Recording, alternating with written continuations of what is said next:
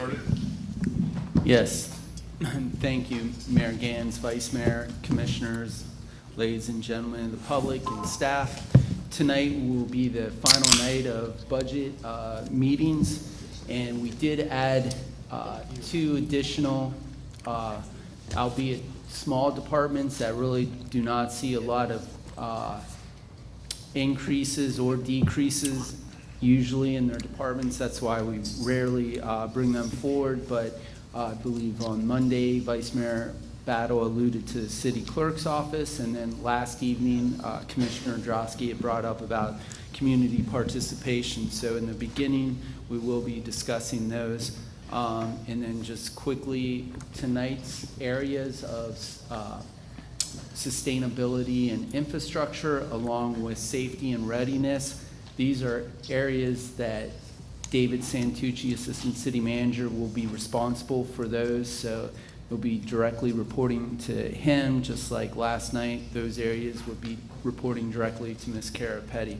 So with that, I'll let Mr. Santucci just say a few brief words, and then we'll get right into the City Clerk's presentation. Thank you. Excellent. Thank you, Mr. Hanson. Good evening, Mayor, Vice Mayor, City Commission, David Santucci, Assistant City Manager.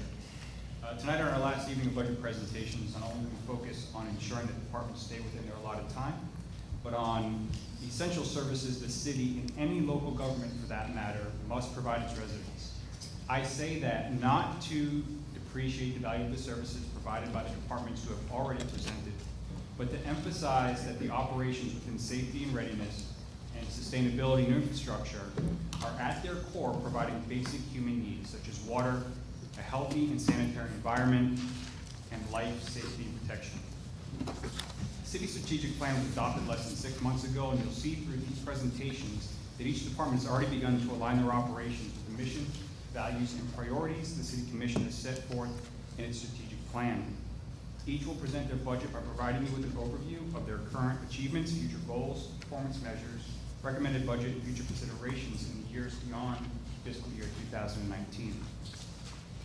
With sustainability and infrastructure, internal logistics management, environmental services, and sustainable management will explain how they contribute to the City Commission's strategic plan by maximizing existing city assets and infrastructure through various maintenance, repair, and operation programs, and through best value procurement approaches. Additionally, by developing infrastructure and facilities and improving citywide curb appeal through sustainable renovation and reconstruction projects of community facilities, roadways, sidewalks, and medians. Subsequently, under the umbrella of safety and readiness, you will hear how ocean rescue, emergency management, fire rescue, and law enforcement collaboratively contribute to the City Commission's strategic priorities by strengthening neighborhoods through community outreach and strengthening the attractiveness of the city as a place to live by enforcing the city codes, lowering crime rates, ensuring the safety of beach patrons, and maintaining our Class 1 ISO fire rating. And with that, I'd like to turn it over to the City Clerk. Hi, good evening. Good evening. I have a brief but informative presentation for you guys tonight.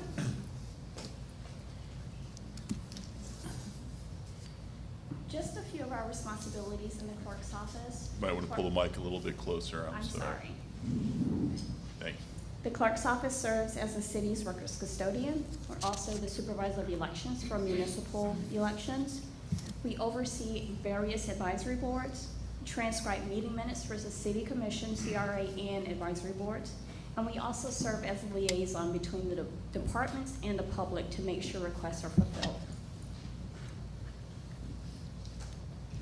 Some of our accomplishments include properly securing permanent records in the clerk's office, and we did that in a combination of ways by securing them in our fireproof cabinets and also scanning them into the Laserfish server.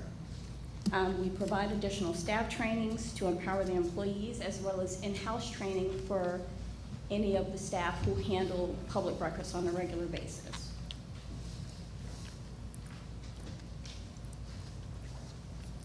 Our fiscal year 19 priorities: continue staff training for public records and records retention, continued efforts in becoming a paperless environment, The main ones that I wanted to focus on are the acceptance of secure online payments for public record requests, and also the implementation of an electronic campaign reporting system for municipal candidates.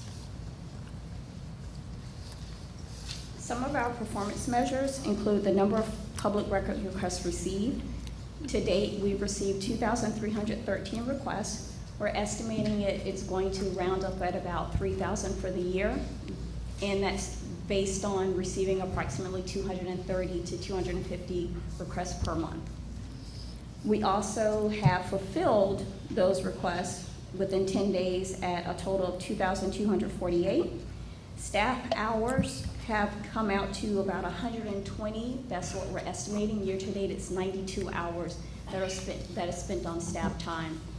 And that basically includes any type of request that does not require a payment from the requester.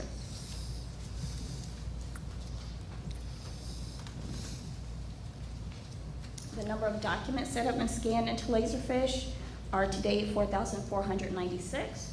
I can tell you when I first started here in 2006, I was scanning about 17,000 documents into Laserfish.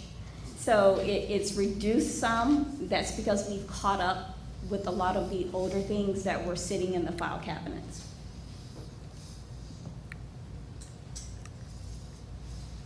Now, as far as our budgetary changes, for the fiscal year currently, we have $586,000 for administration, and $25,000 was just, it was, placed there as a placeholder for questions that the commission may have wanted to put on the ballot, giving us a total of $611,369. The recommendation for administration is $606,657. The election costs are $119,300.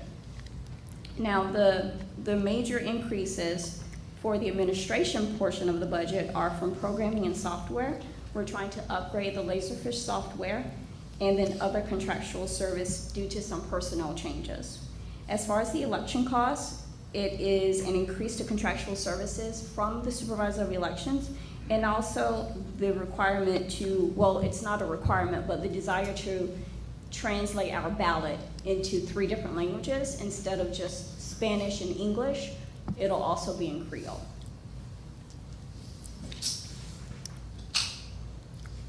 So as far as personnel cost, we have city clerk, assistant city clerk, the legislative coordinator position, administrative support specialist, and the receptionist would be a new position.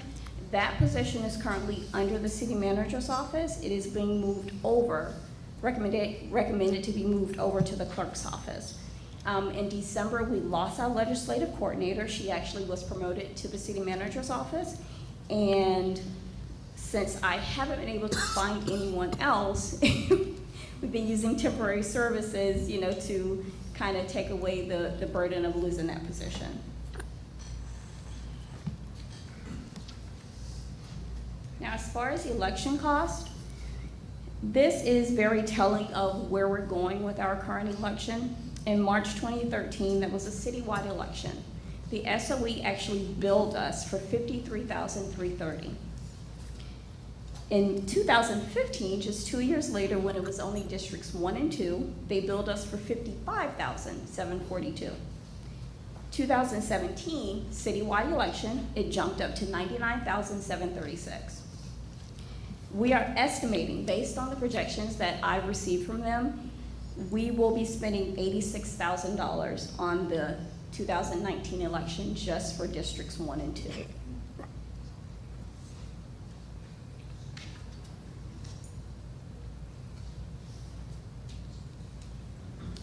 And the future consideration is, these are what has been plaguing our office, are the cost of renting the polling places, retaining the current polling places that we have, and the lack of public facilities to hold elections.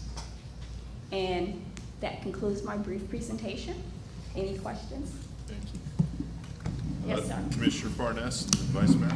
Yeah, if we're going to do multi-languages, we do have a rather large Brazilian community that more and more are becoming citizens and will vote. Is it possible to add Portuguese? We could add it, that would be an additional cost. I understand. Yes, Thank you. you're welcome. Vice Mayor Bell?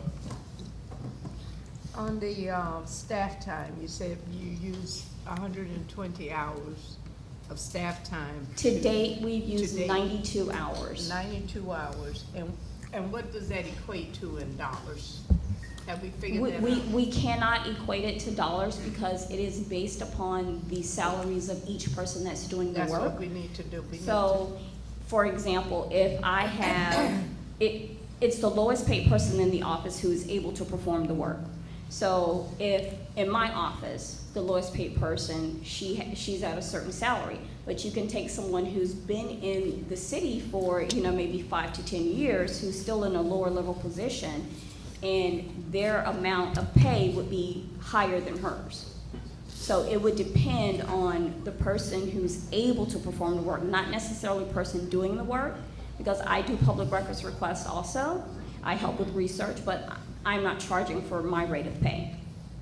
Well, it's not the fact that we're charging, but we need to be able to see how much we're paying. Okay, Just how much it would cost if we were paying to have this done.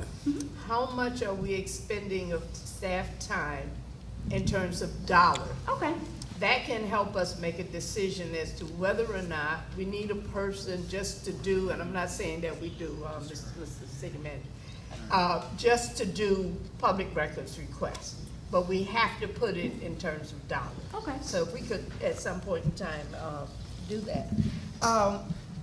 My other question is, with the cost of elections, they go up every year. And I am not suggesting this, but I need to know what it will cost us to do our elections with the regular elections. Is that a lower cost Yes, than ma'am. for us to do it in March? And do Yes, you know ma'am. what that cost is? For a city of our size, it would be right between 25 to 30,000. And for us to do it in March, we see where we are at 80-some thousand dollars. Okay, thank you. You're welcome. Any other questions? Well, I have some. Commissioner Parnas? In my involvement with elections in the last 20 years, I find that municipals, although it's more expensive, should have their own election for the following reason. Municipal elections on a general ballot come on the bottom. Most people never get to them. You have 12 amendments. You have congressmen, senators, presidents, governors, all above us. We're on the bottom. If we want voter turnout who vote, separate election will bring in more people voting in the municipal election, in my opinion, than if we lump it with everything else and we're on the bottom. It's the same thing I find with judges. They get the fewest amount of votes because they're on the bottom of the total people voting. So do we want our elections to reflect a majority of the voters, or will 1,200 decide the whole district out of 20,000 people? That, I think, is something we have to look at other than the cost. Okay, any other questions or comments? That's it. Next, we have Ms. Placid Picard, who also is the Director of Community Development, and for tonight, she'll be discussing the community participation grants.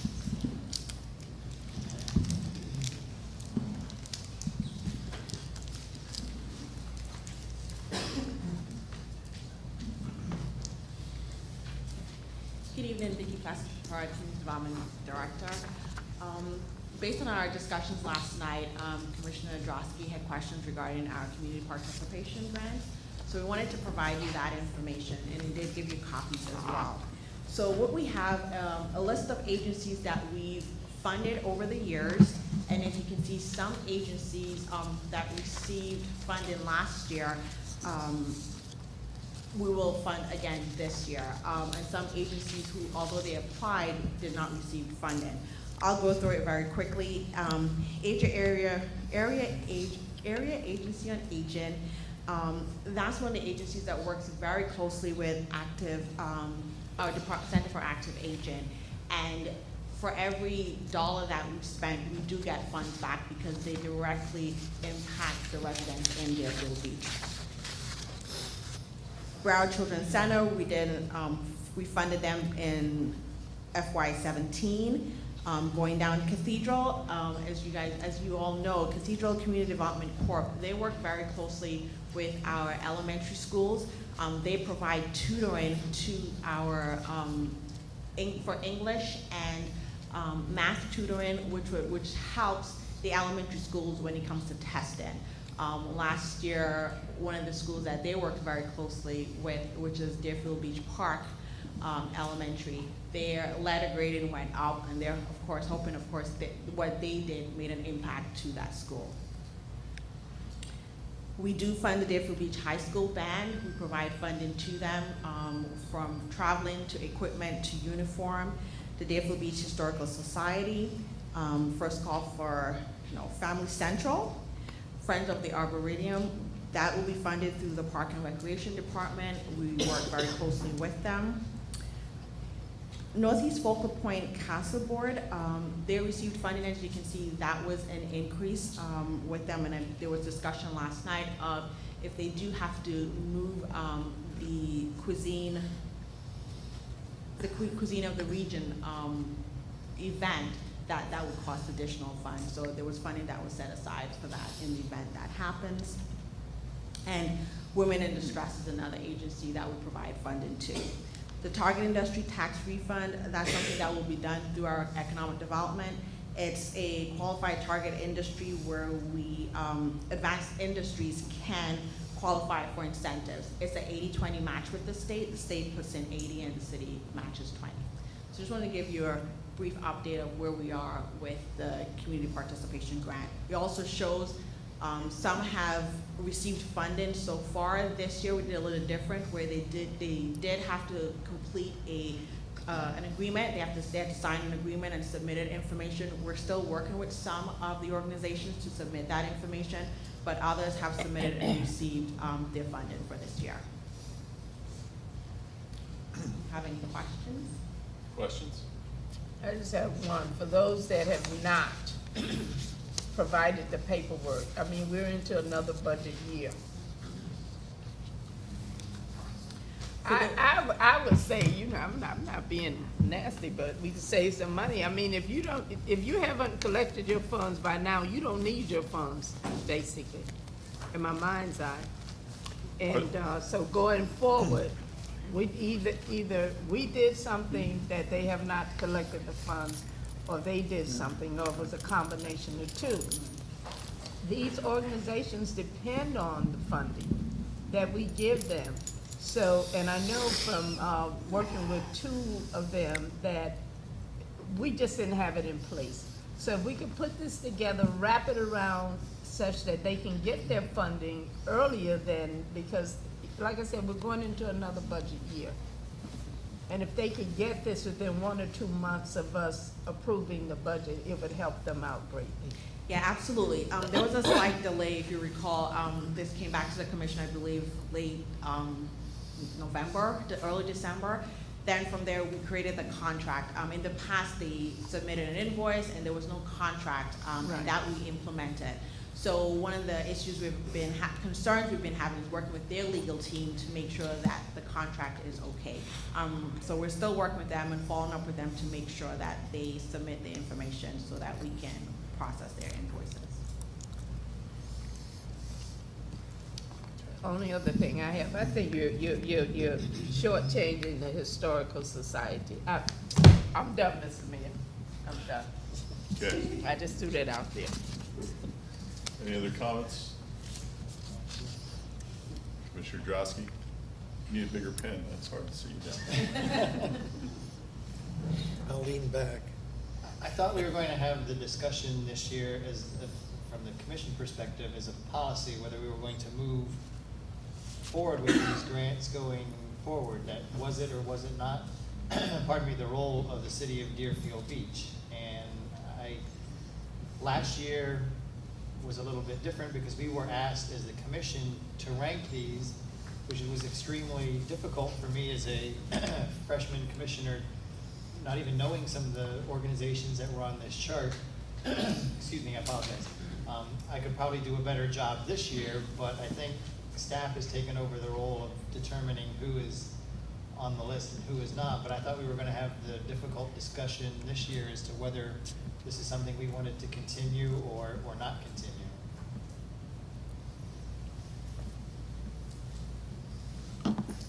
Commission comments? I didn't think that we had gotten to that point, Commissioner Drosky, about continuing or not continuing. I think that this city has a responsibility to try to help some of our nonprofits. They don't get a whole lot of money, but what they do for us, for instance, Cathedral Community Development, when I looked at those scores for that particular school, which had been down in the D section for I don't know how long, and they came all the way up to a B. You're doing something over there.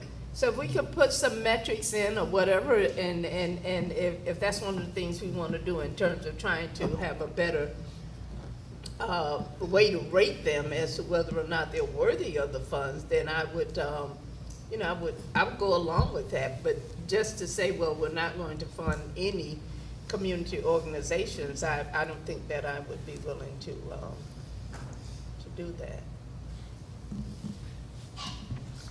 Commissioner Drosky? I'm not arguing whether, or debating whether these are worthy organizations or not, because I think they all serve a purpose in our community, and they all add a benefit in one way or another. But is it the role of the city of Deerfield Beach? I mean, pardon me, is it our role? I mean, we are the stewards of the taxpayers' money, and we're not talking insignificant dollars here. Are these funds that should be coming from the city, or are these funds that should be coming from the county or the state?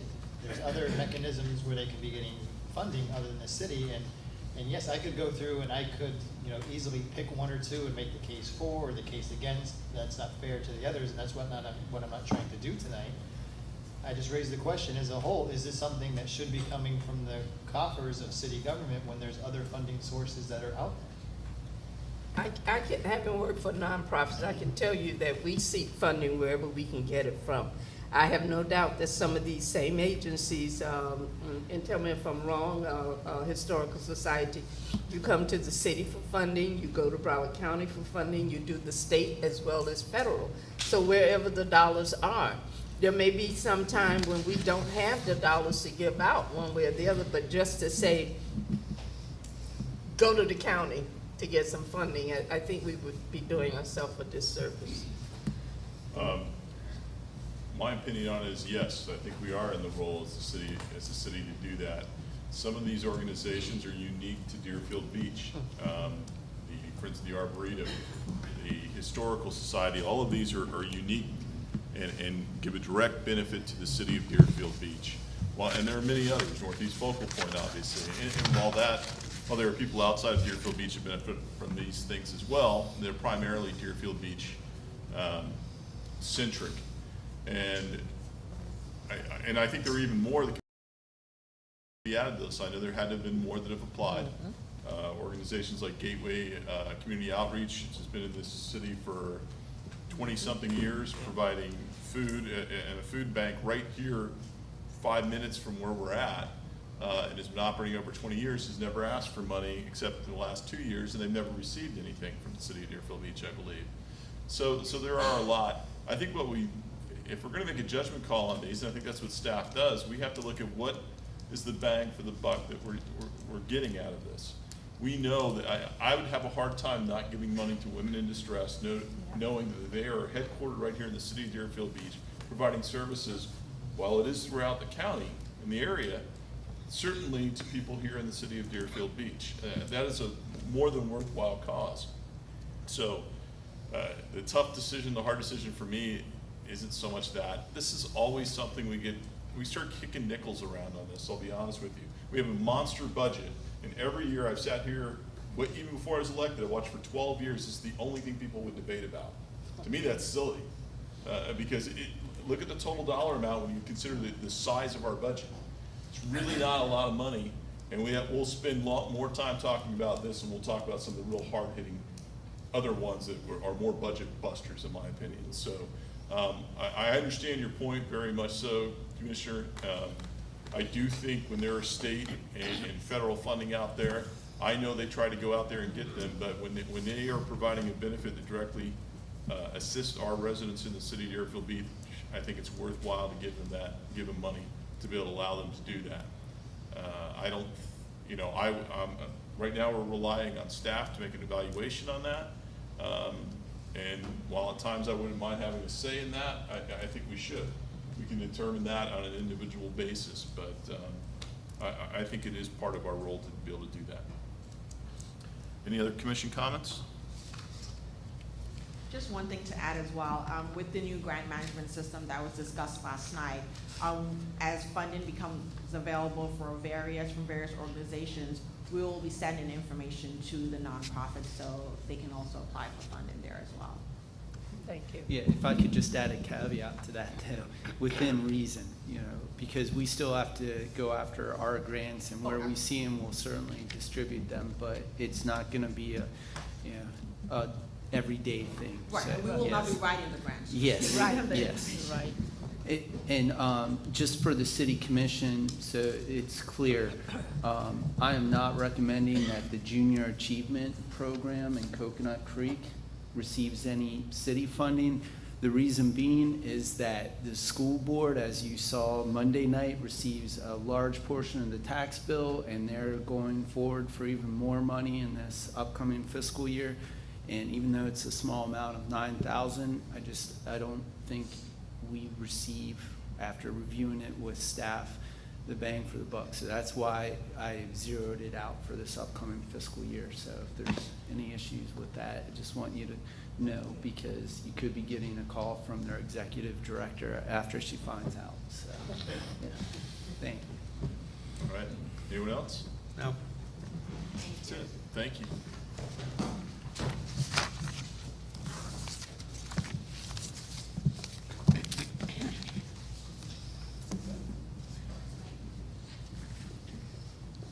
Next, we have Mr. Santucci, who will be going over construction and facility management, followed by internal logistics management, which is purchasing and contract administration. This should be the capital and construction portion of this. Will be a little bit longer, but he'll be brief in both these areas. Thank you. Good evening again. I'll go ahead and get right into it. Starting off with the Division of Construction and Facilities Management is basically the maintenance, repair, and construction of our city facilities. This right here is a depiction of the workload of the facilities staff. And the importance of this here is that in prior years, what was reported was basically the corrective maintenance.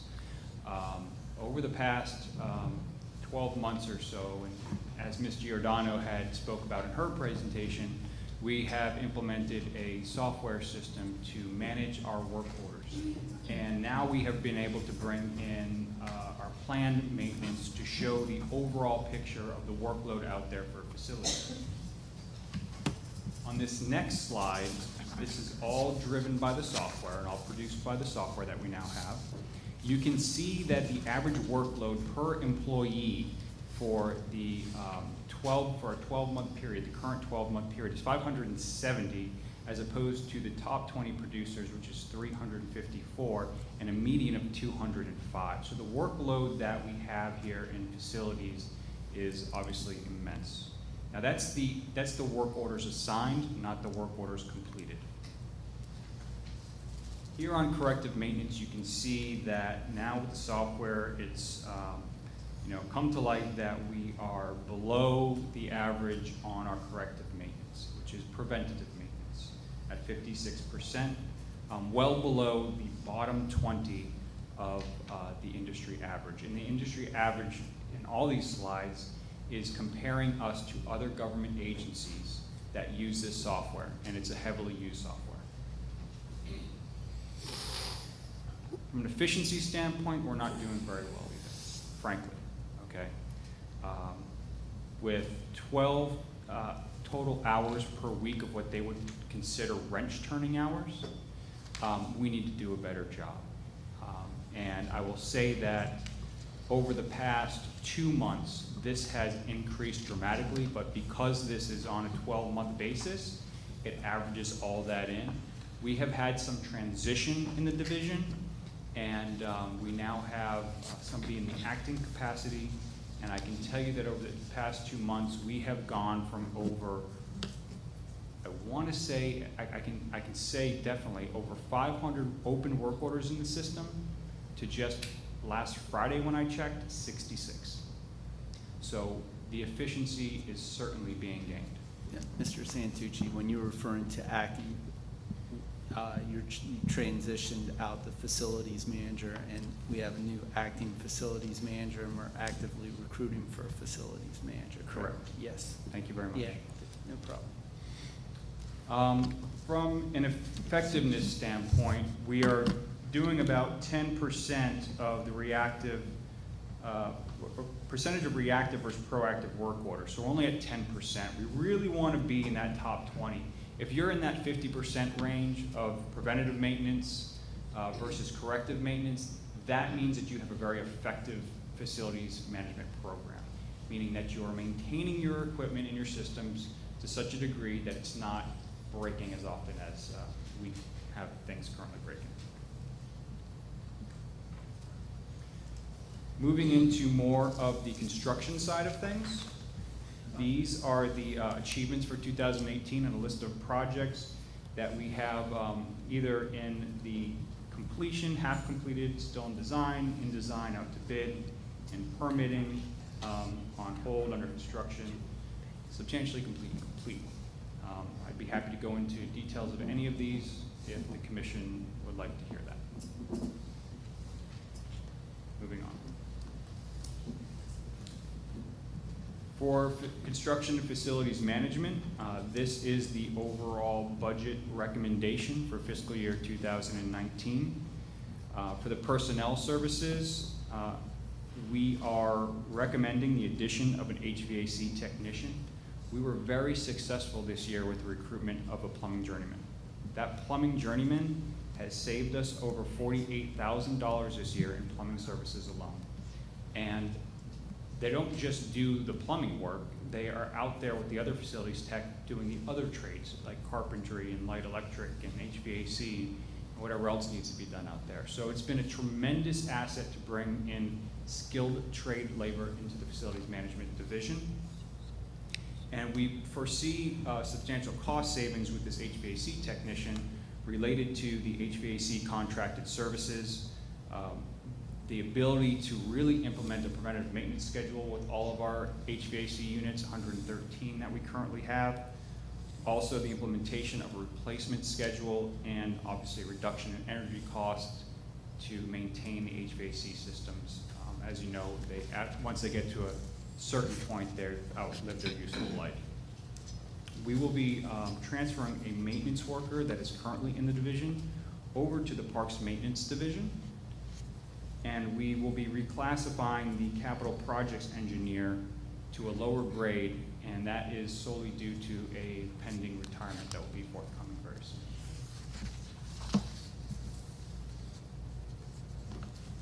The changes in the operating are mainly attributed to these line items that you see here. A lot of this has to do with the fact that there's been, since the transition that Mr. Hansen discussed, there's just been a change in philosophy of how we go about our business in the facilities management division, and that is, if we have the right staff, we can do it in-house. And that simply is because skilled trades labor is very expensive. Electricians, plumbers, HVAC, it's very expensive. So now that we're starting to kind of rethink the way we do things, we can do a heck of a lot more in-house and more efficiently. And then when we do need to contract out, we of course still will, but we foresee several reductions in a lot of our operating line items for the next fiscal year. As far as capital improvement projects are concerned, it's relatively light, but we still do have some. And that, of course, is because I did show you the workload that we still are currently working on, as well as the revenue bond capital projects that we also have beginning right now. The fire station exhaust system at 66 and 102 are required due to changing of the apparatus that they use, the vehicles that they use. They burn diesel at a much higher rate, and the old Niederman system that they had, which connected directly to the exhaust systems, that diesel exhaust now burns so hot that it's made that system obsolete. So we have to replace the exhaust systems in those buildings. Constitution Park Arboretum Rainforest Phase 2. Here is a project to expand what we've already done and recently completed. This will include a second stream head on the north side existing pavilion feeding the new lower pond section. It'll expand the lower pond, and it will create some bridges over the existing streams.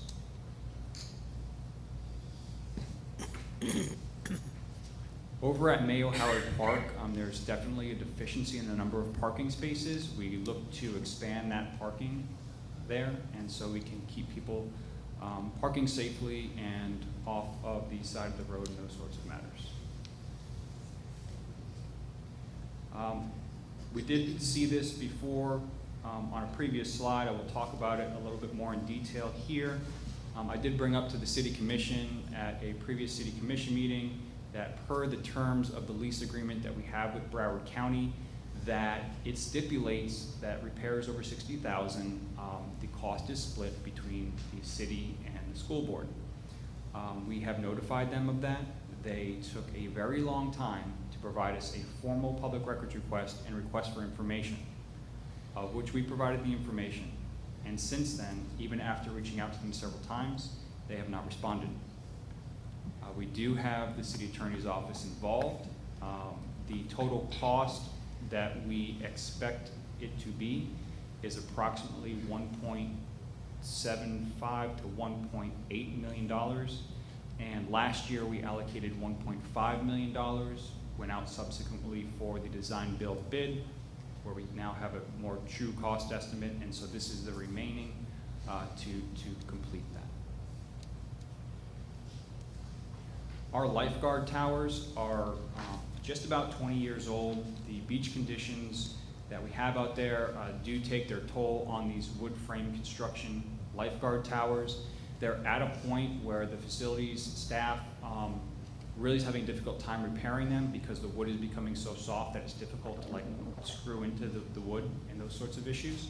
And so we really need to look at replacing those. And so this year we are going to move forward with a new design for these, and that is not based off of lifeguard towers that have recently been built in other places like South Beach, just to the north of us, Delray Beach, Pompano Beach, where there seems to be a lot of emphasis on pizzazz. Here we're more concerned about making sure that they are functional for the lifeguards, they provide greater visibility, and more importantly, they are very secure when not in use. We want to make sure that nobody can get up there when the lifeguards are off duty, and that sort of thing is happening at night, and the activities that take place are things that we don't want to happen. Then, of course, if we do bring in the new position of the HVAC technician, we'll need a cargo van. That's probably my best picture.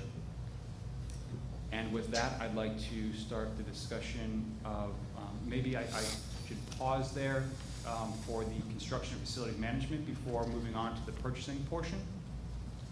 Yes, that would be great. Commission, have any comments on this so far? Yeah, I'd like to ask about the lifeguard towers.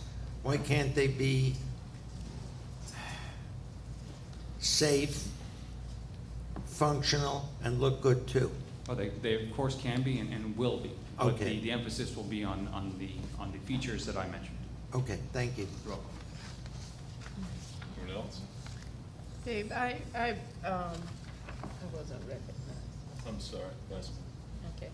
Dave, I understand what you said about efficiency. What is the, or do you have anything going forth as to how you're going to address that part of, Absolutely. plan? Yeah, frankly, when we implemented this work order system, it wasn't implemented appropriately. It wasn't being used in the way that that was intended to be used.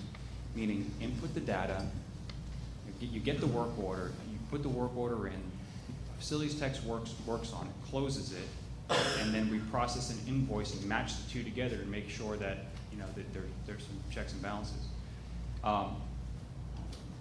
Those steps, quite frankly, were not being adhered to, and now that we are laying down the law in that regard, we're seeing the efficiency rise because there's greater accountability and there's a greater, and the beauty of it too is that the facilities techs now see their production, and it's a motivation factor as well.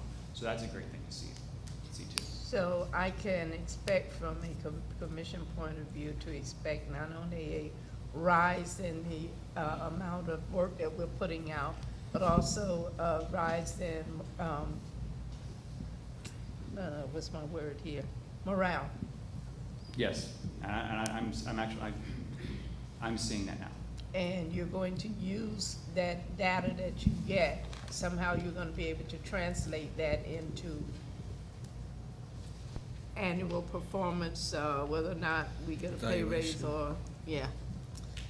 Yes, this is a great way for us to marry the performance within the system to the Merit performance raises. evaluation. Absolutely. Okay, thank you. Just if I could. Yes, same matter.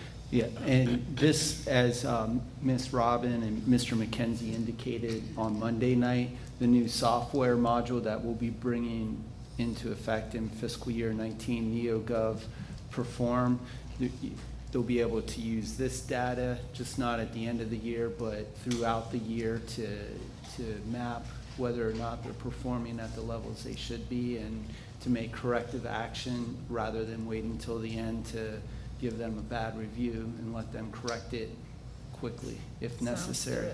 Sounds Thank you. good, thank you. Thank you. Anyone else? Just a couple points, Dave. Yes. Were we able to collect 10,000 in a P card rebate? The P card program did not start as quickly as we would have liked at the beginning of the fiscal year, with some implementation issues related to the hurricane, and wanted to roll it out a little bit slower. We will not hit 10,000. We might hit about 5,000. Okay. Yes. I'm sorry, I just want to address that.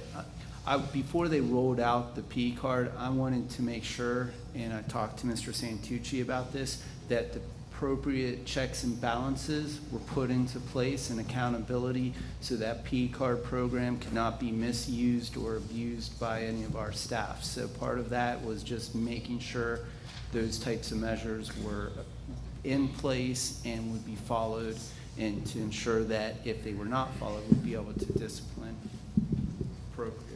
Thank you. Thank you. Well, we had a goal last year of getting a P card rebate of 10,000, and I would imagine what the city manager just talked about was something we had in plan. Shouldn't have delayed the rollout because we were going to plan, hopefully doing that anyways. But so we're our new goal is to get to 10,000 or 5,000 for this upcoming year. For fiscal year 2019, Or is that even part of our goals for this department? it is a goal of the department to realize a P card rebate, yes.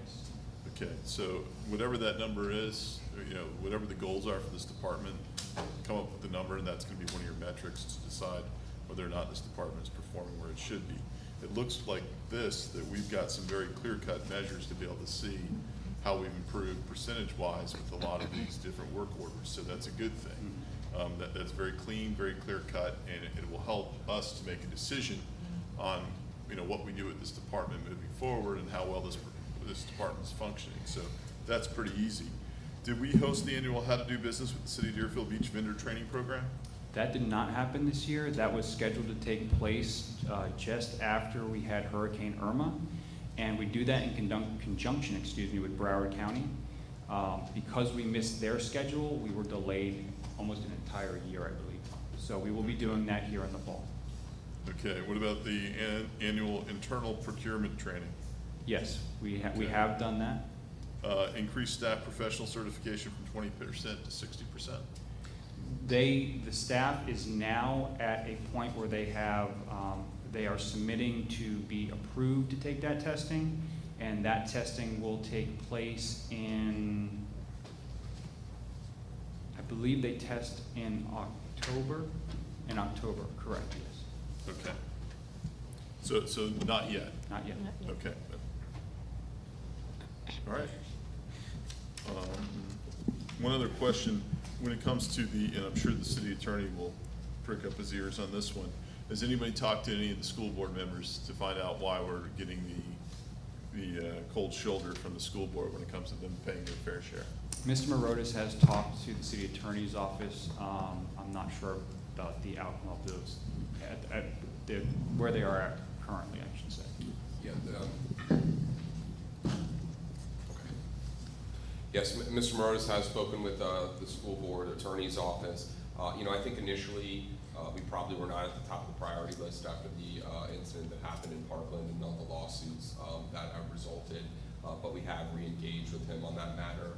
I don't want to get into individual positions at a public setting, but would be happy to talk to you one-on-one in case this unfortunately would result in litigation at some point. So I'd be happy to talk to you on a one-on-one basis if you want to get into the specifics.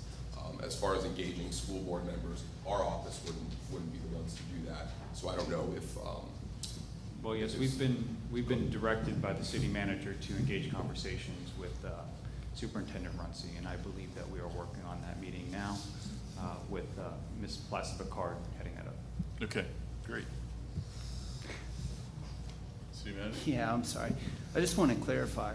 They did in fact have rules and procedures. However, if you look at other cities that have done this, there's been a lot of OIG investigations into this area, and I was not going to allow them to roll this out until I was absolutely confident that we would not, if we ever did have a investigation or any wrongdoing, that we'd be able to take the appropriate steps of discipline and termination if Okay. necessary.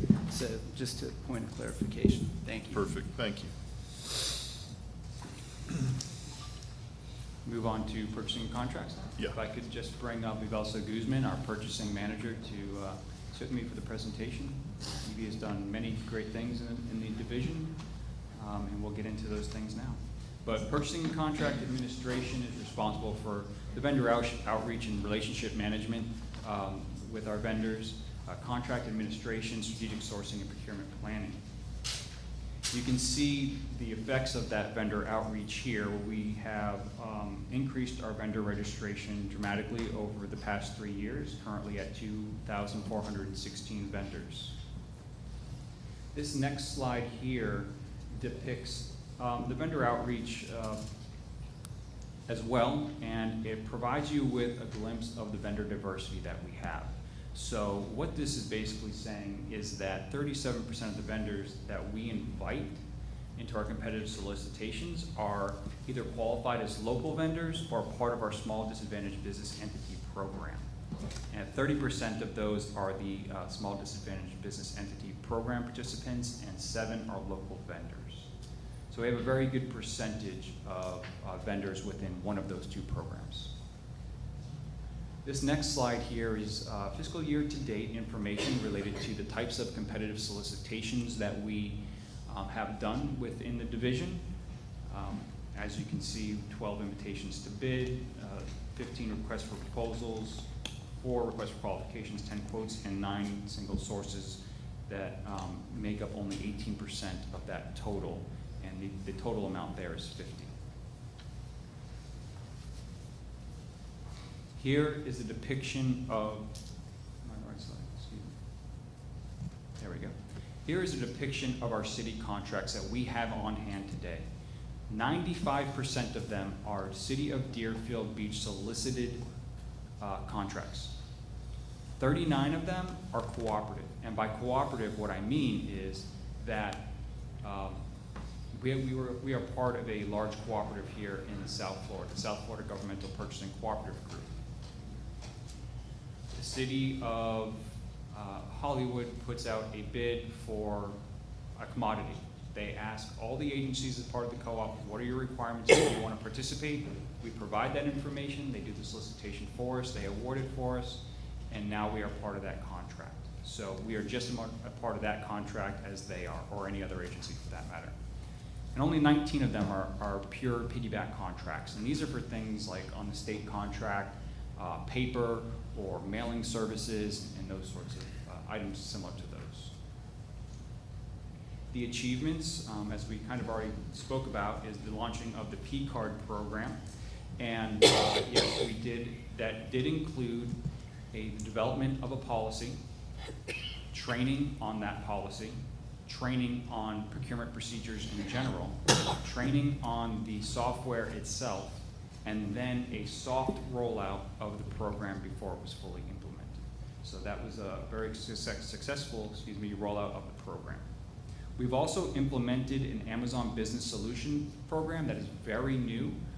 We haven't had a lot of use in it yet, but we have signed that contract that is part of a national cooperative contract with U.S. Communities, and provides us the ability to do business with Amazon as a government. And it's a specific government contract, a specific government portal, so it's tax-free and lower rates and that sort of issue. We've also implemented a Home Depot rebate program. We have guys out in the field who are out there and they need to go run to Home Depot to get a part. Now when they do that, we are connected to a rebate program. So the beauty of that is, let's say they use their P-Card and at Home Depot, then we're getting a rebate on both programs, which is fantastic. We've implemented quarterly training, as you've asked about the measure there earlier. And we've revised and implemented a new CCNA project process to just kind of, basically the change was we now have our continuing services CCNA contract. When a project comes up, there is a more detailed process to select one of the architects or engineers off of that rotating list. And we've done some procurement program code revisions over the past year. The goals for FY19, we will host the How to Do Business with the City, as we talked about earlier. We want to increase the percentage of our local vendors and SDBEs awarded contracts through education. Also, we want to advance professionalism through additional certification of staff, as we talked about, which will happen in October.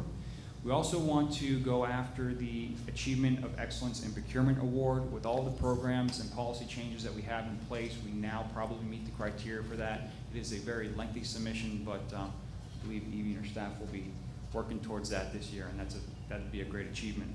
We also want to increase the value of operations by increasing our revenue of our surplus program and obviously the P-Card program. Here are the recommended budget for fiscal year 19. There are no personnel changes, and the only change in the operating expenditures is related to an increase in our software costs. We renewed the contract with some enhancements, like there's a bid flow module in there now, so as a bid document moves from the end user into procurement, there's some continuity there, and we can work on the document at the same time. There's also an evaluation tool in there, so we've got some great enhancements to our software. In terms of future considerations, we want to look at a citywide inventory management system. Right now, every operating department kind of has their own way of handling their inventory. Consolidating that would do several things. It would increase the accountability of the inventory management system. It would allow us to merge that inventory cost with the cost of a work order to get a true cost of what the work that an employee does, or a job that an employee does. It'd be a great way for us to measure our performance. It would also realize economies of scale by consolidating all the requirements of the various departments into a single solicitation or quote process, or whatever it may be. And it would be a good resource tool for emergency management and keeping track of our resources in an emergency situation. We're also going to analyze the stipend versus the issuance of cell phones and vehicles from just a cost effectiveness standpoint. And then for future considerations on the capital side, we certainly have deficiencies and funding deficiencies, I should say, in our public safety buildings. You look at Fire Station 75, these ages, by the way, just so you're aware, these are the ages from the Broward County Property Appraiser. They're not, they may be even older than that, but I wanted to use a statistic that was at least verifiable. You can see that 75 being 4 and 11, I mean, 11 is a trailer. We've repaired the floor in there several times. Station 75 has its issues. The salt conditions are actually deteriorating the rebar within the building. I mean, it's still obviously structurally sound, but we're at a point now where these facilities are past the point where we should be doing major refurbishments and renovations. It's just, they're at their end of life, so it doesn't make sense.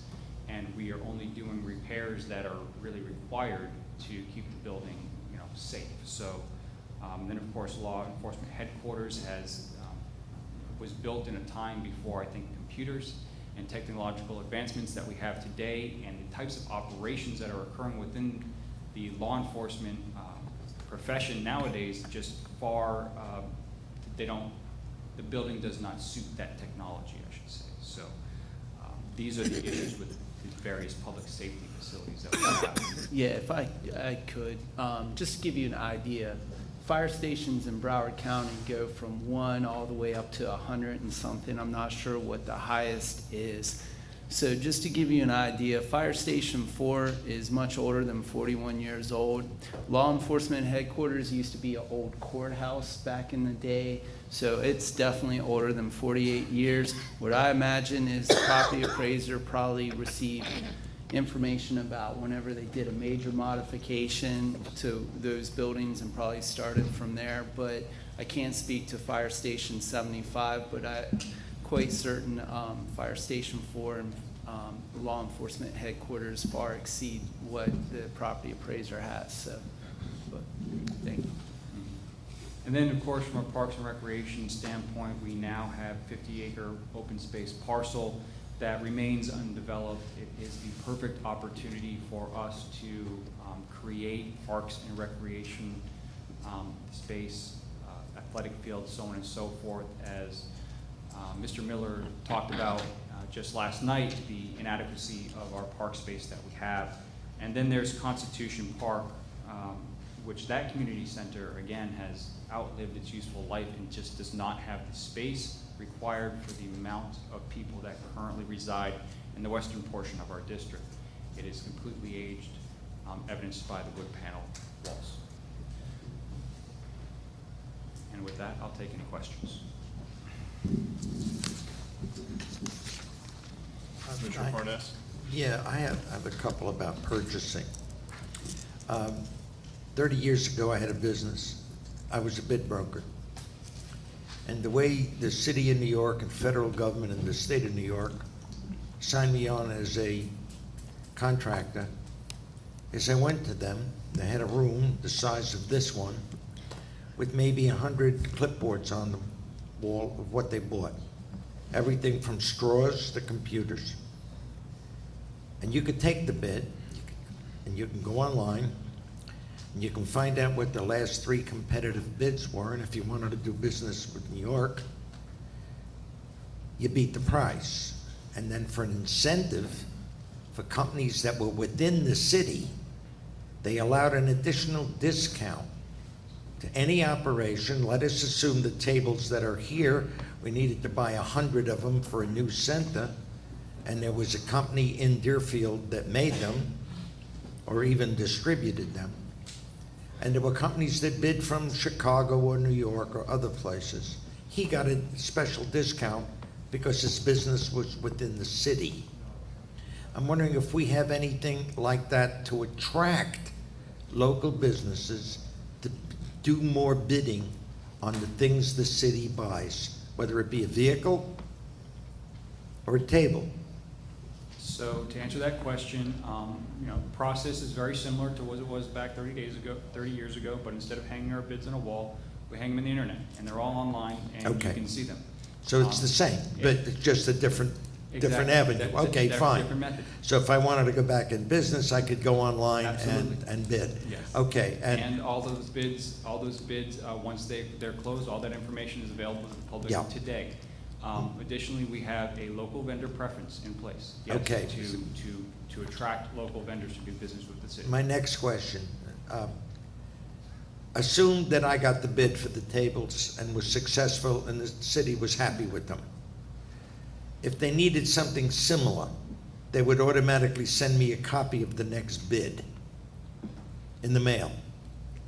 So that since I was successful last time, they would hope I'd bid again. I may not win, but at least I would bid. Do we have anything like that? So when any vendor registers with us in the city, they register by commodity code, okay? So for the products and services that they want to provide the city. And any bid that we solicit that matches one of those commodity codes, that vendor is alerted about. Thank you. You're welcome. Any other comments? Mrs. Vice Mayor? I think my question, Evie, is about CCNA. First of all, give me what does that stand for? Say that again, please. CCNA. Yes, ma'am. What are those initials for? Continued service contracts? The for- continued service contracts, Yes. those.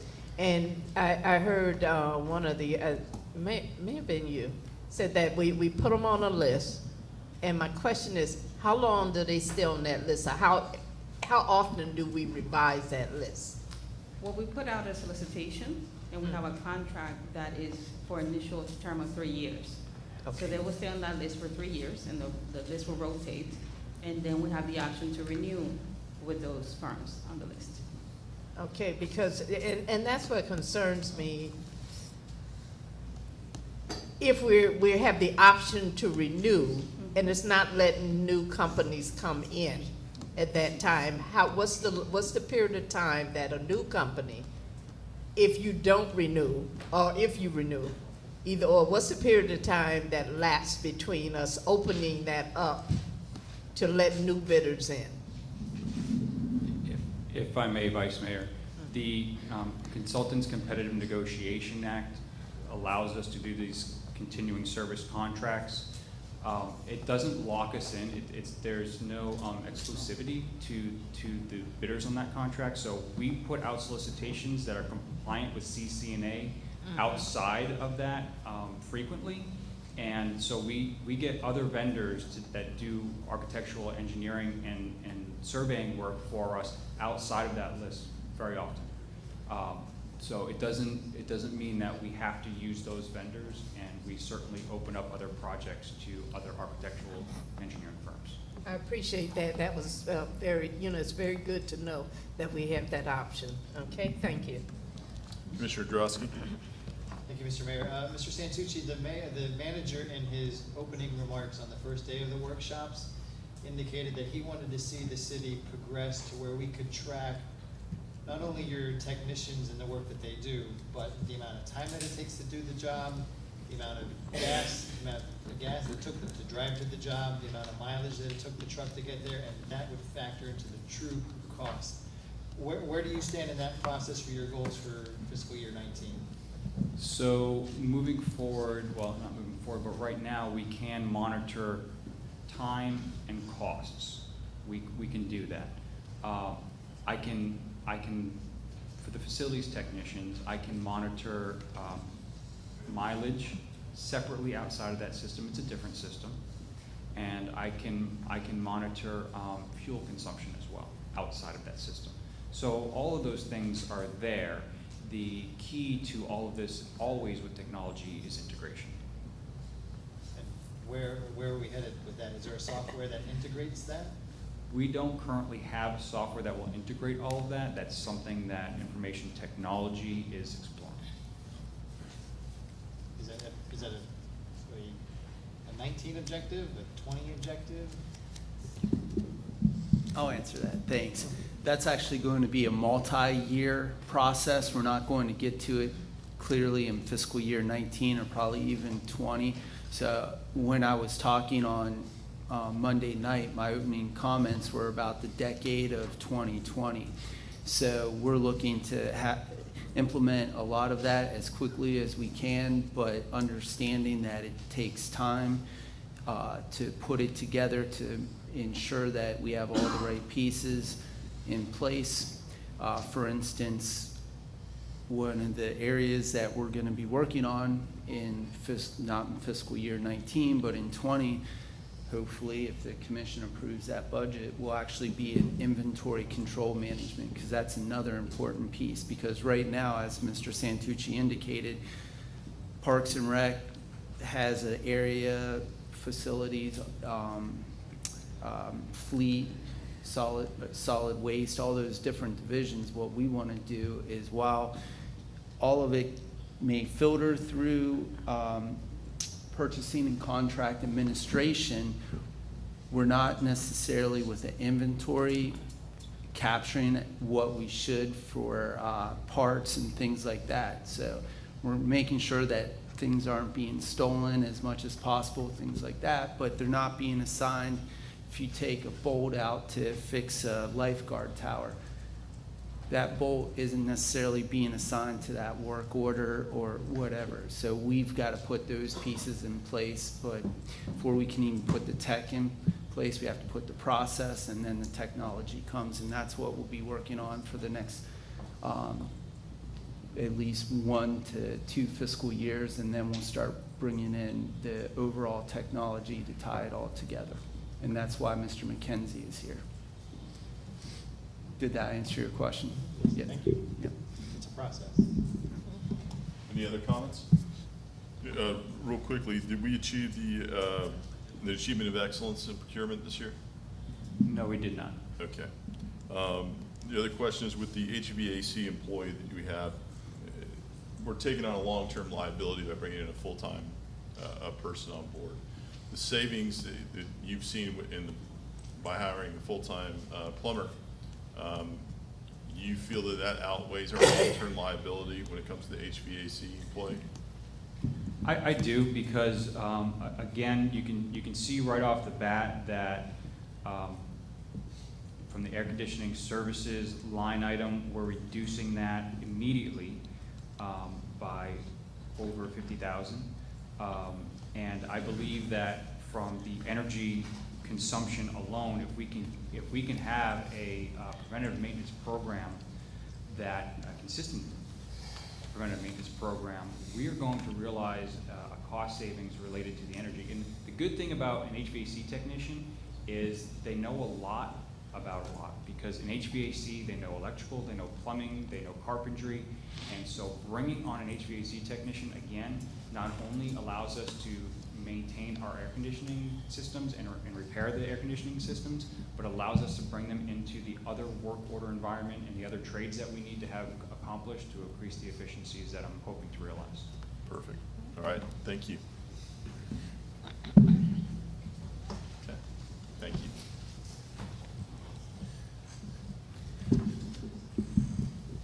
Mayor Gans, Yes. next, under Sustainability and Infrastructure Services, we have Mr. Good along with his 2 assistant directors and staff. And I'll let him introduce his staff as they come up. Appreciate it.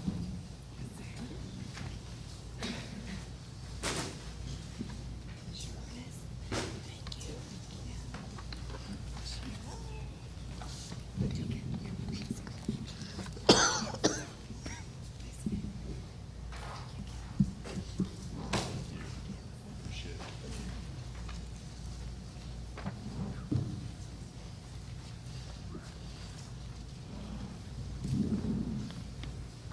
Well, it's a wonderful good evening, Mayor, Vice Mayor, and Commission. Thank you for having us here tonight.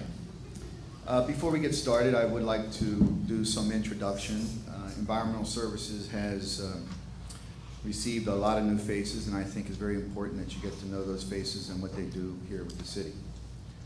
So first I'd like to start off with myself. Of course, I'm not new. Tom Good, the Environmental Services Director. To my left, I have Mr. Alan Fati. He is the Utilities Manager. We recruited Mr. Fati from California. He's been with the city for about 6 months now. He is a professional, licensed engineer with critical experience in all utilities operations. Next, I have Ms. Priscilla Sigelnik. So much for phonics spelling. Priscilla is the municipal operations engineer, and we recruited her from Virginia. She's been with us for about 8 days. She is a professional licensed engineer with critical experience in all engineering, infrastructure, and stormwater operations. To my right, I have Ms. Melissa Namor. She is Division Secretary. She was recruited from Deerfield Beach. Yay! And she has been with us for about 9 years. And she is a professional achiever with critical experience in the budgetary matters here. I also have 2 other folks that are in the audience here. We didn't have room to bring them up, but I'd like to introduce them, and I would like to ask them to stand. First, we have Ms. Denise Cohn. Denise, could you please stand? Let everybody see who you are. Wave your hand. Ms. Cohn is the project engineer. She's been with us for about 3 weeks now, and she is a certified general contractor. We also have Mr. Joshua Neiman. Joshua is the water plant superintendent. He's been with us for about 6 weeks, and he is an A licensed water plant operator. So these are some of the new faces that have joined the tribe in Deerfield Beach. So if I can, I'll go ahead and get started.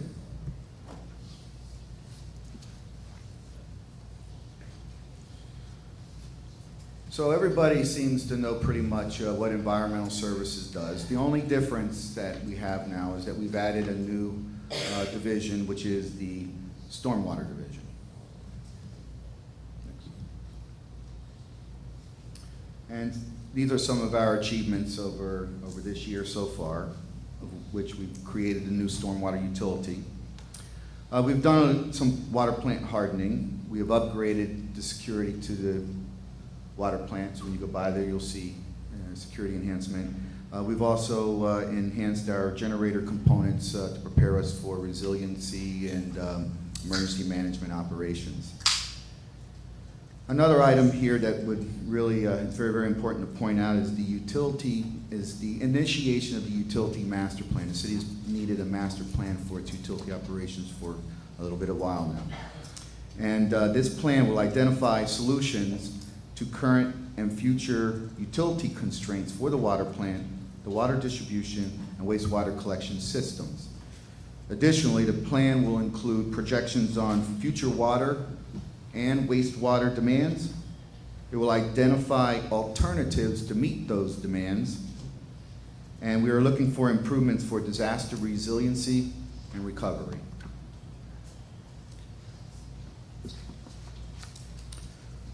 So there were a number of performance measures that we completed in this current year.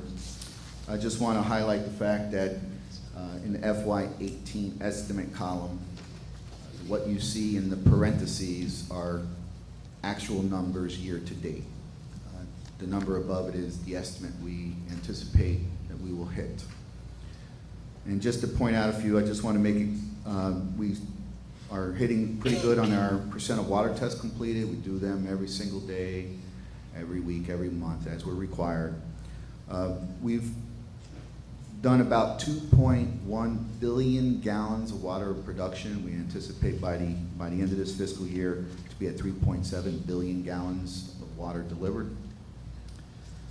We also have this number of water breaks and leak repairs. I just want to highlight this one because this is the only one that seems to be going downward. That's a good thing for us. The less water breaks, the better service that we are providing to our residents.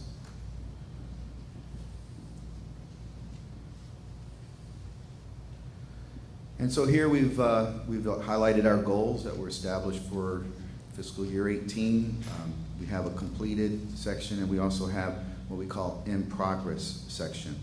So what we've completed is we continue to meet all of our standards for drinking water, and we are continuing to be in full compliance with all the regulatory agency. We've done some rehabilitation of lift stations. We've done 3 of them this year.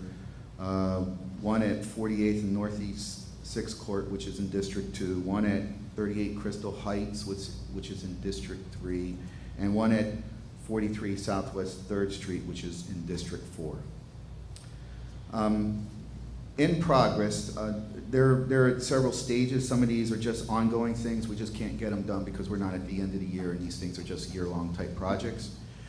But the one that I really want to highlight is the lining of 50,000 linear feet of sewer mains. I will tell you that Deerfield Beach is probably the only city in all of Broward County that has nearly all of its sewer mains lined. The only thing, here in Deerfield, we've got everything lined with the exception of some of the systems that are in the Century Village community, and we are currently working on those right now. This is very, very important for us because this is what helps us reduce costs for treatment that we would send to Broward County. So if we're not sending them groundwater, we're not paying for it. And that's why it's very, very important. So I want to go through some of our numbers, our budget numbers. So for the Administration and Engineering Division, I have FY18 and FY19 recommendations showing percent changes. So with the personnel operating services and the capital outlay, you can see that the total increase is about 37% for administration and engineering. I'd like to say that this increase is actually due to several impacts on the personnel services. However, these personnel improvements is one of the reasons why I'm going to show you that the overall utilities budget is lower than it was last year. And I'll show you that as we go through this presentation. So I'm going to explain real quick about the increase. Aside from the increases in insurances and benefits, we have personnel changes, which include 2 upgrades. They are the utility manager to an assistant director of utility maintenance, and the municipal operations engineer to the assistant director of engineering and operations. Also, there are also 2 new positions that we're asking for. One is a GIS specialist, and another is a technology integrator. So the reason for these personnel improvements are as follows. They're to strengthen the technical skills in a variety of disciplines to meet the growing demands of the city development and technological advances. It's to strengthen the resiliency for community infrastructure and service delivery. It's to strengthen interagency relationships at multiple levels, and so we can gain greater access to grants and project funding for the city. It's to strengthen the awareness of industry trends so that we may influence regulatory outcomes so they are not a cost burden to the city. They're to strengthen the ability to recruit and retain competent talent where it's more effective to employ rather than outsource.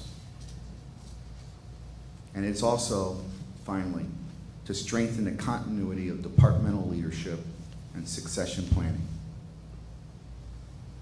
Again, I just want to make it clear that these personnel improvements allow for a decrease in the overall utilities budget because it allows us to not require so much professional services as what we are doing today.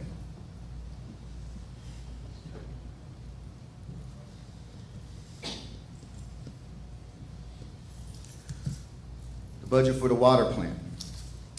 Between personnel operating services and capital outlay, you will notice that it is a 1.1 or 1.2% decrease.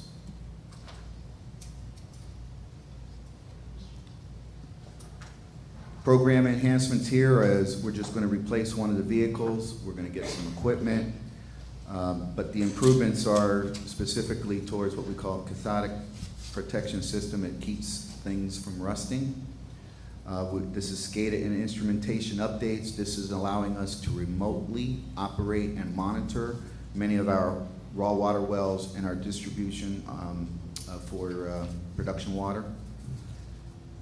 And it also is allowing us for a computerized maintenance management system, which will allow us to monitor and track all activities within the department, within the water plant, for maintenance, repairs, operating activity.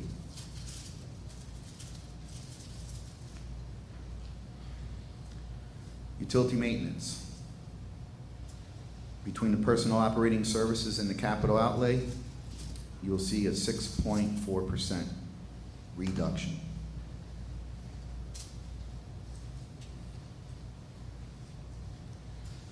Program enhancement here is to replace 2 vehicles and to obtain a mini excavator, which is allowing us to get into the communities that are a little bit more dense without having big equipment, and the big equipment seem to be damaging property. These mini excavators will allow us to not damage property. Again, some equipment is a TV lateral camera. This is very important for us. As I stated, we've done a lot of sewer main lining. However, there are a lot of sewer laterals that connect to these mains. And one of the ways that we can only fix them is we have to dig from the top down. A sewer lateral camera will allow us to go from the inside up, so we don't have to disturb and dig in order to find these problems. And then, of course, we're going to also implement the computerized maintenance management system within the utility maintenance operations as well.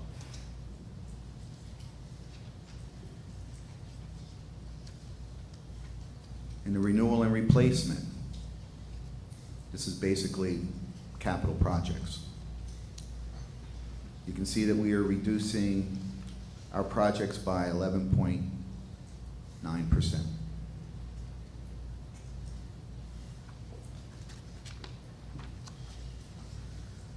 So some of the issues mostly is around the water plant, a lot of water plant improvements that are necessary to maintain good quality operations so that we can deliver good quality water. The utilities, we're doing advanced meter infrastructure. You've seen a little bit as we've been going along. We've been building up to talk about automation and our meter reading. And what really this is about developing a communication network throughout the city as a backbone. And this communication network can be utilized for other applications. We're going to use it as well for the meter reading, so we can do automatic meter reading. And what's important is that there's data processing at what we call the head end. All the information will come to the city, and then we can bill with accuracy. And then most importantly, that customers can access this information so they can understand what their data usage is. Very similar to like what FP&L does currently. If you have the ability to get on FP&L and look at your account, you can see by day, literally, what your electrical consumption is. We're looking for this same opportunity with the AMI process.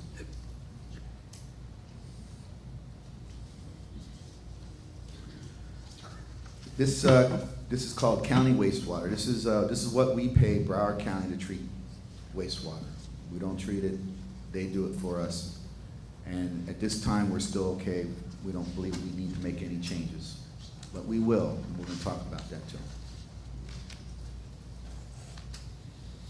So what I've done here in this slide is I've just kind of tried to bring all the separate divisions in the utilities budget together so you can see it holistically. And this is where I'm going to show you that there's a decrease in the budget.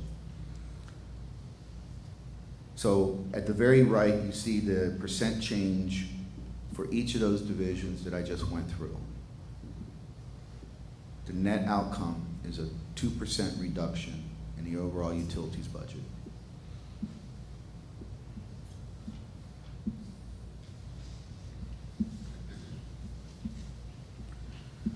We also have infrastructure maintenance, road and bridge. Here, we're showing a 1.72% increase, but I would like to also point out that we currently have a LAP project, which means that there's a project that's being funded by the state in order for us to put a sidewalk on Military Trail. Once we complete that project, we can submit for a reimbursement and we will receive $220,000 back. And so when you look at the net impact of this particular budget, it's actually, in the end, will be a 5% reduction.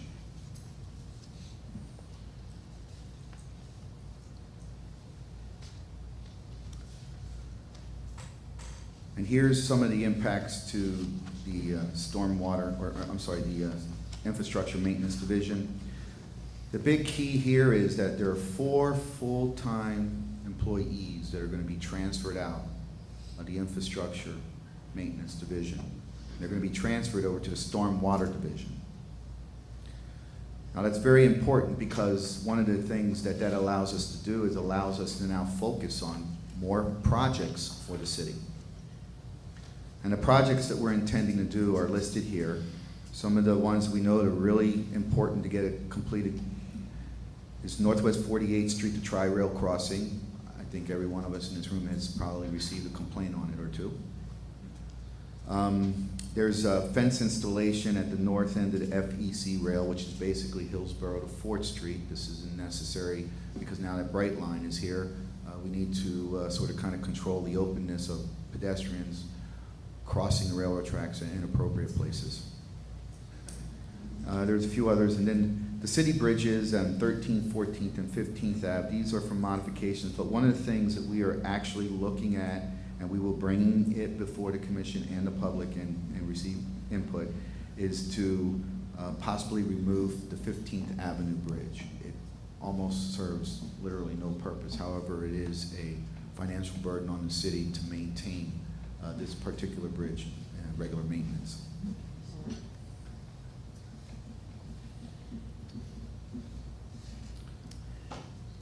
And then we have stormwater budget. I'd like to make it a note that that there are 4 positions that are not being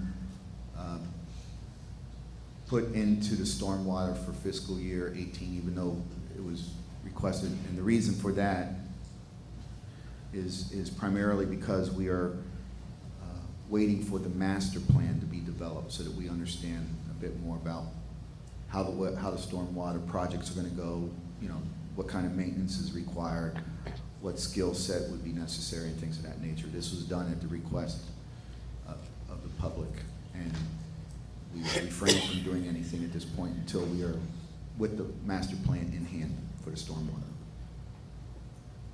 Some of the improvements are, one of the key improvement that we know is the Kingfisher Outfall. This is a water quality project, a treatment project, so that it prevents pollutions from getting into the intercoastal.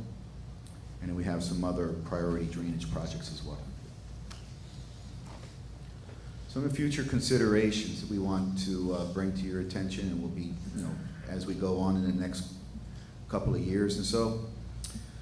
First one we know is a little bit near and dear to many of our hearts, is the Sawgrass extension. You know, there are issues about the utility relocations and who's going to be funding that. There's issues about construction duration of that project and how it's going to impact the area. And then, of course, the most recent development is potential scope change, which may alter things dramatically for this city. We have technology upgrades. This is, again, building communications infrastructures. We want to be able to do remote facility operations. And then we also want to be able to, you know, use technology to enhance our distribution and collection system performances.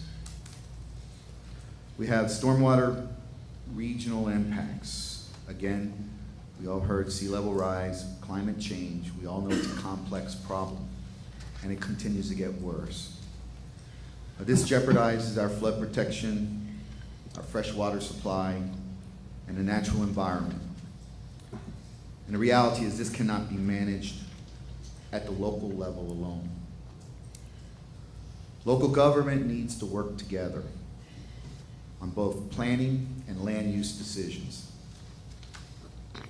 South Florida resiliency will benefit from a regional approach with strong coordination, commitment, and financing among all the stakeholders and government agencies at all levels. We're going to have to look at our water and wastewater rates. Again, we have increasing federal regulation that continues to add the burden to our operations. We have a master plan that's going to clearly define some very real needs with a 5-year time frame and a 20-year time frame. We're going to have to address them.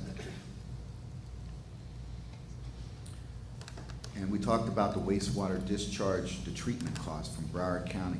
They are currently about ready to embark on a very major capital project. As many of you know, that there is no longer the ability to do ocean outfall beyond a certain date, which is coming up pretty soon.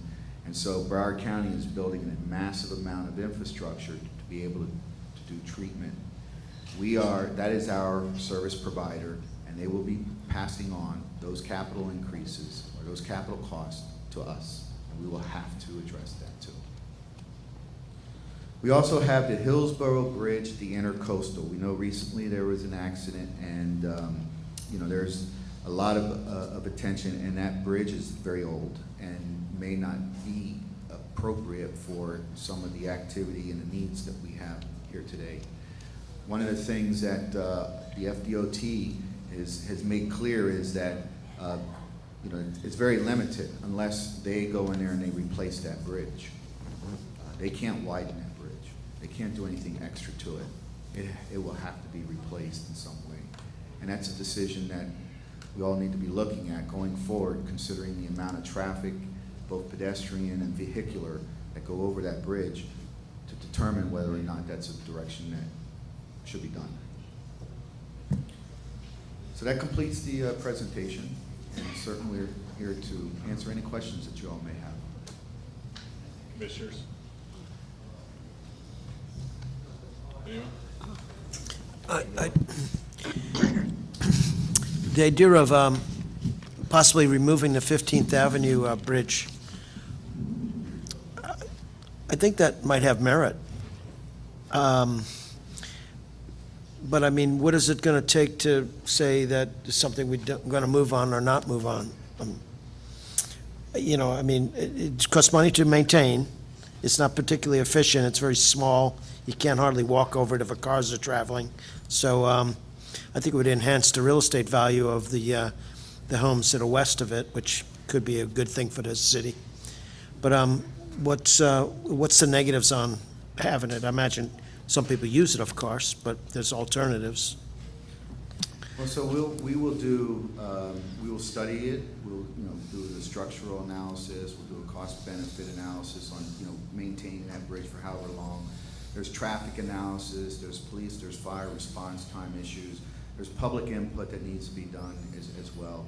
So all that information will be put together and brought forward for the commission and the public to consider what our future option, what consideration would be for the future for that bridge. So the fact that you mentioned it, are we going to start the process? Certainly. Okay.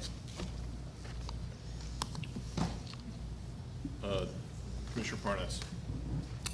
Mr. Good, how do we get a light on a county road? What is it gonna take?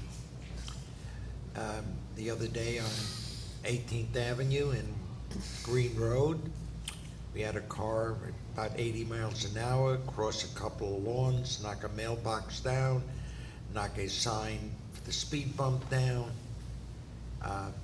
What is it gonna take to get a light there? Who do we have to beat up?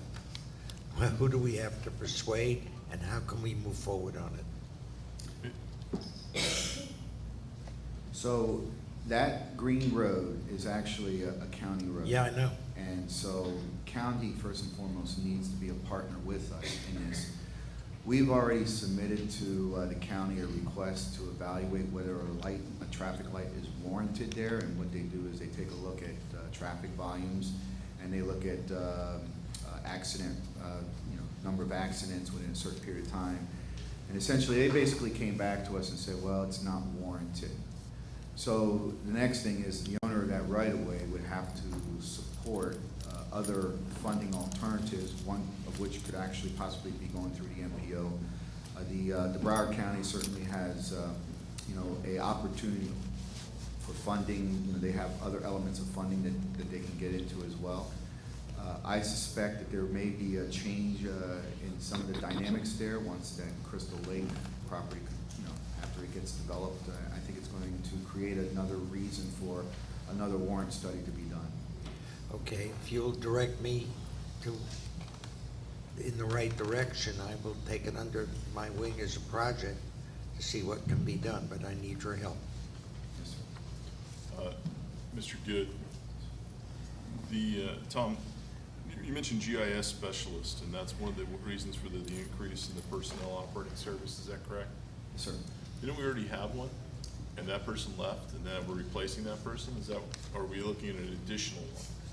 Well, we are looking for somebody to be specifically focused on the utilities of my department. Okay, so is that separate than the original GIS specialist that we have within the city? Yes, sir. Oh, it is. Is that correct?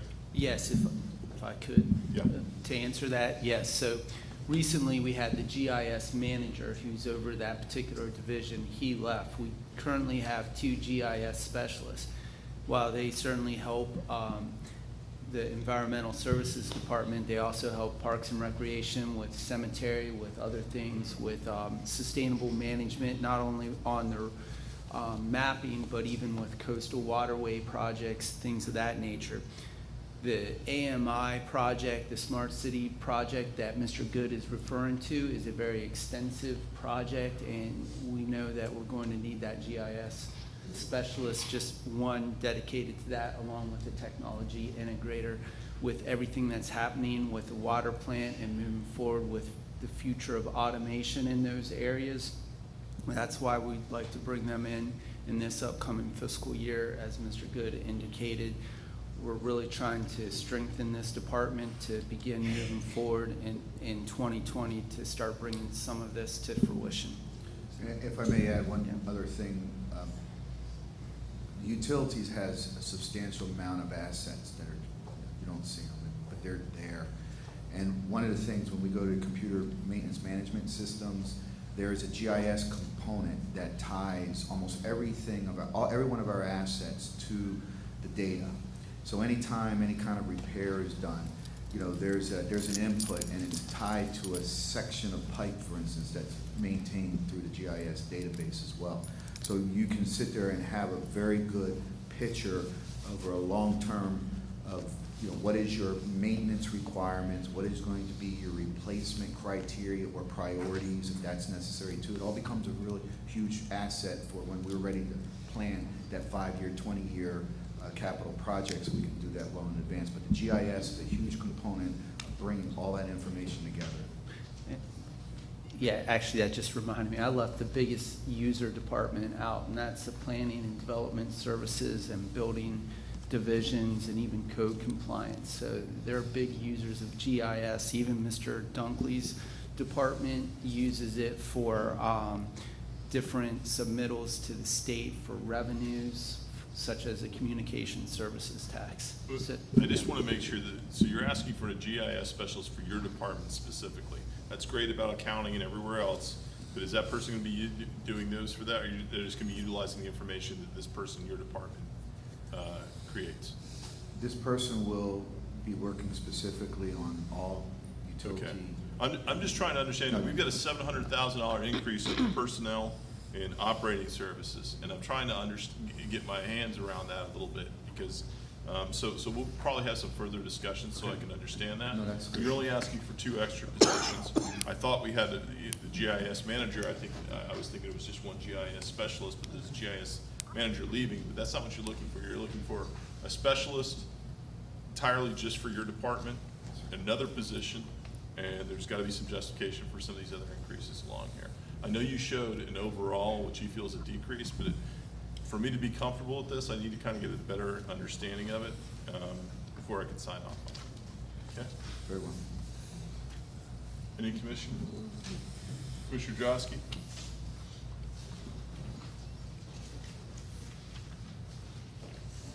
Under the stormwater, you had the master plan for this year, which I think is critical. What's the timing on that? I mean, because that's going to, I mean, you had the Kingfisher Canal as one specific line item there, but I don't think until we get this plan in place, you're gonna really identify what other problems, you know, that we may have. I mean, other than the spot ones you know about, what is the timing on the master plan? Because I think that's absolutely critical.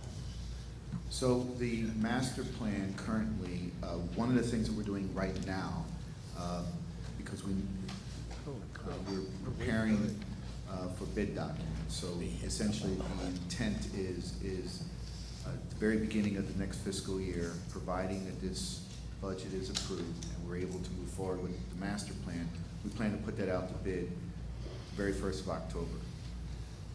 That'll take a couple of weeks to get through that process of a selection. Once we make a selection, it could be anywhere from 6 to 9 months in order to have a plan together, a comprehensive plan. We're not asking for just a simple, we need to have from A to Z, because that's part of the complications that we're having, there's a lot of things out there that we don't know what's out there, and there's gonna be some need for a lot of field study, but then there's a lot of calculations that are gonna be necessary, and a lot of permitting issues that'll have to be addressed as well in this process for the master plan. But the goal in the end is to say, this is where you are now, this is where you need to be, and here's the action plan to get there. And we think that'll take probably anywhere between 6 to 9 months, once we have a consultant on board to do that. You had also under your future considerations, I believe it is, yes, Southwest 10th Street, and you said that there was an issue, I put it in quotes, that you did with respect to the utility relocation, which could be up to the tune of $10 million or more. It's a comment. You, in my opinion, do not have any issue, because the city of Deerfield Beach will not be paying for the utility relocation as part of Southwest 10th Street, at least not on my watch, nor will we deviate from the code recommendations made for Southwest 10th Street and the plans for that corridor as well. Yes, sir. That's all. Anything else? Okay, thank you. Thank you for having us. Just for the sake of sticking with our agenda, if we could just remind the commission to kind of stick to what we're talking about here within the budget and not start getting into, hey, while I got you here type of questioning, because we'll beat you to death with that, trust me. We maintain the city's fleet and fuel systems. We also work with other departments to spearhead the city's sustainability initiatives. And this past year, the City Commission approved the creation of the Coastal and Waterway Division, which Mr. Bardis oversees, in looking at implementing coastal programs and things to enhance our marine and related environments. So some of our accomplishments for fiscal year 18, I separated them into the 3 major categories that we function in. Recycling and solid waste, obviously, we had Hurricane Irma pretty much right out the gates in regards to this fiscal year. All things considered, I think our city performed exceedingly well compared to other cities in Broward County. Obviously, we also put in some billing enhancements. We implemented our solid waste billing system for our commercial and roll-off customers, which has resulted in revenue enhancement. We currently have the lowest disposal rate, or will have the lowest disposal rate in Broward County for disposal. So we were able to negotiate a great deal on that standpoint, and a local vendor on top of it. We've also implemented some bulk collection improvements that are still ongoing, which we'll talk about more in detail later on.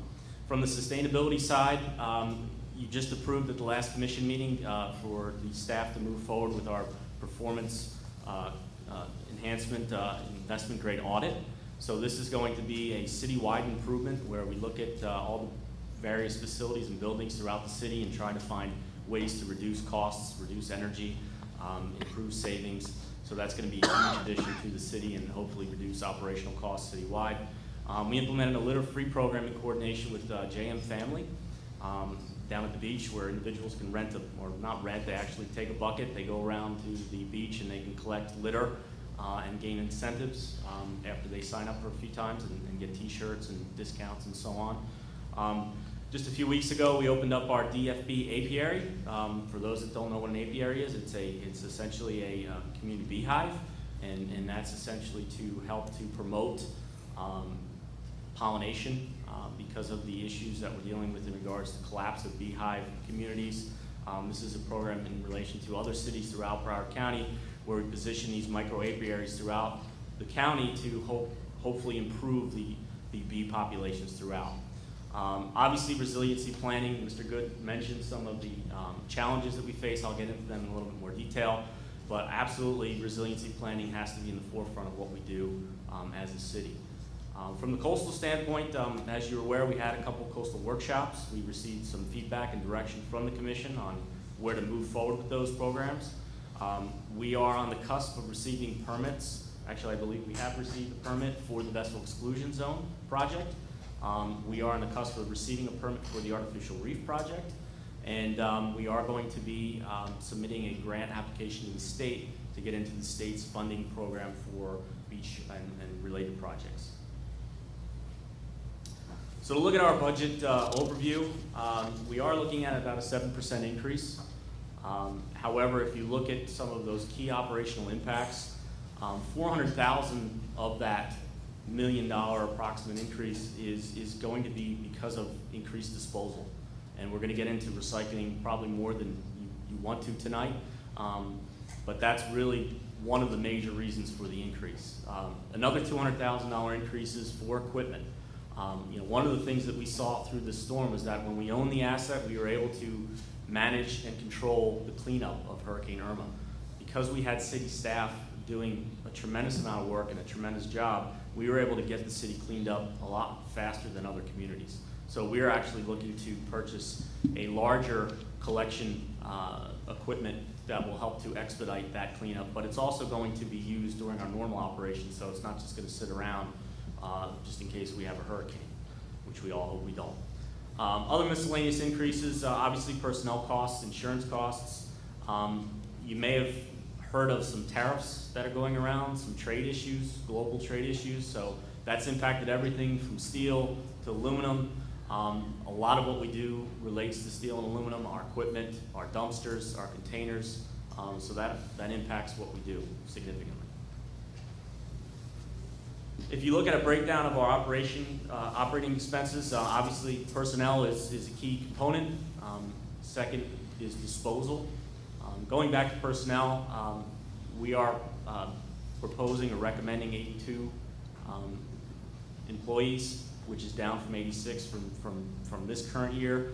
What we're recommending is to eliminate 7 will call positions and actually replace them with 3 full-time sanitation workers. So we feel that's going to provide us with a little bit more reliability in regards to staffing and getting things done efficiently. Obviously, cost of disposal is a significant line item. We anticipate that number to go up, even though we have seen decreases in the actual rate. The increase is basically because the volume is going to go up. Capital costs, so as I mentioned, we do have some equipment we're looking to purchase. We do have some additional residential equipment we want to purchase as well. And then other operating expenses rounds out the remaining operating expenses. From a revenue side, our commercial business and our residential businesses are pretty much equal. We do think we're going to see a lot more growth in the commercial side as development continues to occur throughout the city. Our roll-off business has done tremendously well. However, when roll-off business goes up, disposal goes up. However, the revenue will absolutely offset that, so that's a good thing.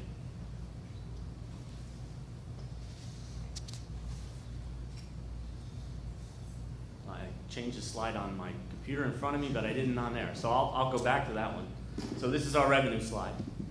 So here you can see, again, 42% commercial, 40% residential, and 18% on the roll-off side. So it's fairly equally distributed from the residential commercial. We do have some recommendations for revenue enhancement on the residential side, which we'll explain a little later.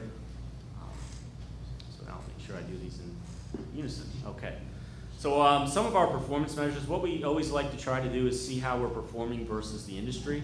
And as you can see, we're doing pretty well, from both the commercial and the residential side. Typically from the single-family home collection side, you look at homes per hour, how many homes you service per hour. We're right there with the industry. And from a commercial standpoint, we're actually doing a little bit better, and that's because of our density. Everything's pretty close together, and our disposal facilities are all within the city as well, so that helps significantly. If you look at our accounts, our commercial accounts, we've seen some increases there. Again, that's a testament of the economy. Our material, obviously, as the economy is good, and I'll show you a graph here shortly, our tonnages go up. As people spend more money, there's more goods, there's more services, there's more material generated. Vehicle repairs, unfortunately, that number continues to go up as well. One of the things that you may recall, we talked about when we did our hurricane collections, that our bulk trucks essentially did about a year's worth of work in 6 weeks. The wear and tear that caused on the equipment is significant. So that's something that, again, has to be recognized, and we're going to talk about some challenges that we have from the fleet side a little bit later on in the presentation. We've been doing a great job in regards to accidents. Obviously, you don't want to have any accidents. This is an industry issue with solid waste. This is not specific to Deerfield Beach, but these numbers are significantly better than where they were several years ago. I mean, we were in the 30s, 40s accidents per year. Now we're down a lot lower, so that's certainly a step in the right direction. And another step in the right direction is routes.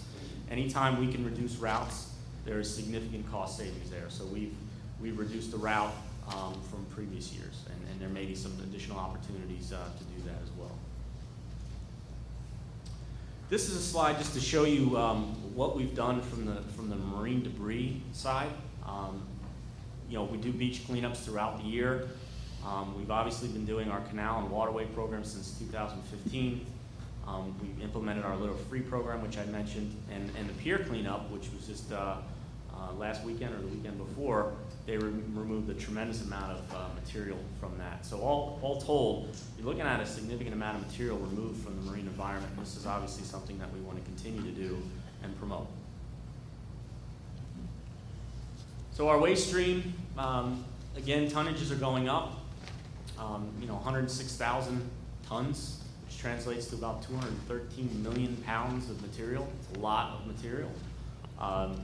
If you look at the breakdown by person, we are still below the Broward County average, but we are higher than where we were last year. This is going to be something that we're going to have to work on, not just in Deerfield, but as a nation, as a global situation. It's a big problem, and we'll get into it a little bit more as we talk about the recycling challenges. So as I mentioned, this is a slide that I really like to emphasize every year. Solid waste is a great indicator of economic performance, and you can see the peaks and valleys coincide very nicely with when we obviously went into some economic downturns and recessions. We're obviously in an upswing right now, but there is a leveling off and possibly decrease. So is this telling us that there's some decline in the future? Perhaps. Again, this is a really good way to see how the economy is working, because again, as people buy, people have more confidence in the economy, they're going to generate more material, more waste, more services. From the recycling side, in 2012, we implemented our all-in recycling program, our single-stream recycling program. We saw a huge jump in recycling. We've essentially leveled off on the recycling tonnages since that point in time. There may be a slight increase going forward. Again, our waste stream is mostly municipal solid waste, MSW. Next is our bulk material, followed by our C&D, and then last but not least, our recovered materials. So our bulk collections, what you see here is what we call a heat map. And essentially what this is taking all of, as you know, we brought on a designated code enforcement officer late April to specifically look at bulk collection issues in the city. You know, what we've seen over the last couple of years is just the amount of bulk material generated in the city was not sustainable. And you know, because of the amounts that were generated, there were issues with how much it was, you know, costing us, how much man hours, so on and so forth. And what happened was, as other communities fought this issue and they implemented programs, that just created the problem and made it worse for the city of Deerfield. So what this map shows is all the various cases throughout the city in a heat map. And those areas that are warmer obviously show a higher rate of these incidences. Now, this is only the second month that this map has been generated. I guarantee if we generated this map tomorrow, this is going to spread more to a citywide problem. So this is a citywide issue. Obviously, you can see some areas where the problem is a little bit more elevated. That's where we're going to target some of these code surveillance programs. You can see we've already caught 5 illegal dumpers, which is great. I mean, one individual mentioned he's been doing it for 43 years. So to catch someone that has been doing it for that long is going to result in, you know, some great cost savings. We're about a 43% compliance rate. Certainly want to be higher than that. You know, this isn't going to be a money maker. This is going to be an expense reducer, this program. You know, really looking to reduce the operating expenses of this program. Obviously, we've gotten a lot of calls from residents who, you know, are adjusting to us basically reinforcing the guidelines that have been in place for quite some time. Unfortunately, our drivers got lax, and so we're re-educating our drivers, and that's created some questions in the community. So one of the things that we've offered to do is open up a bulk drop-off, roll-off in our drop-off center. So residents can go there. If they have bulk material that doesn't fit in their garbage cart, that isn't going to qualify for the normal free bulk service, and they're going to have to pay for it, they will have the option to take it to our facility and drop it off there at no charge.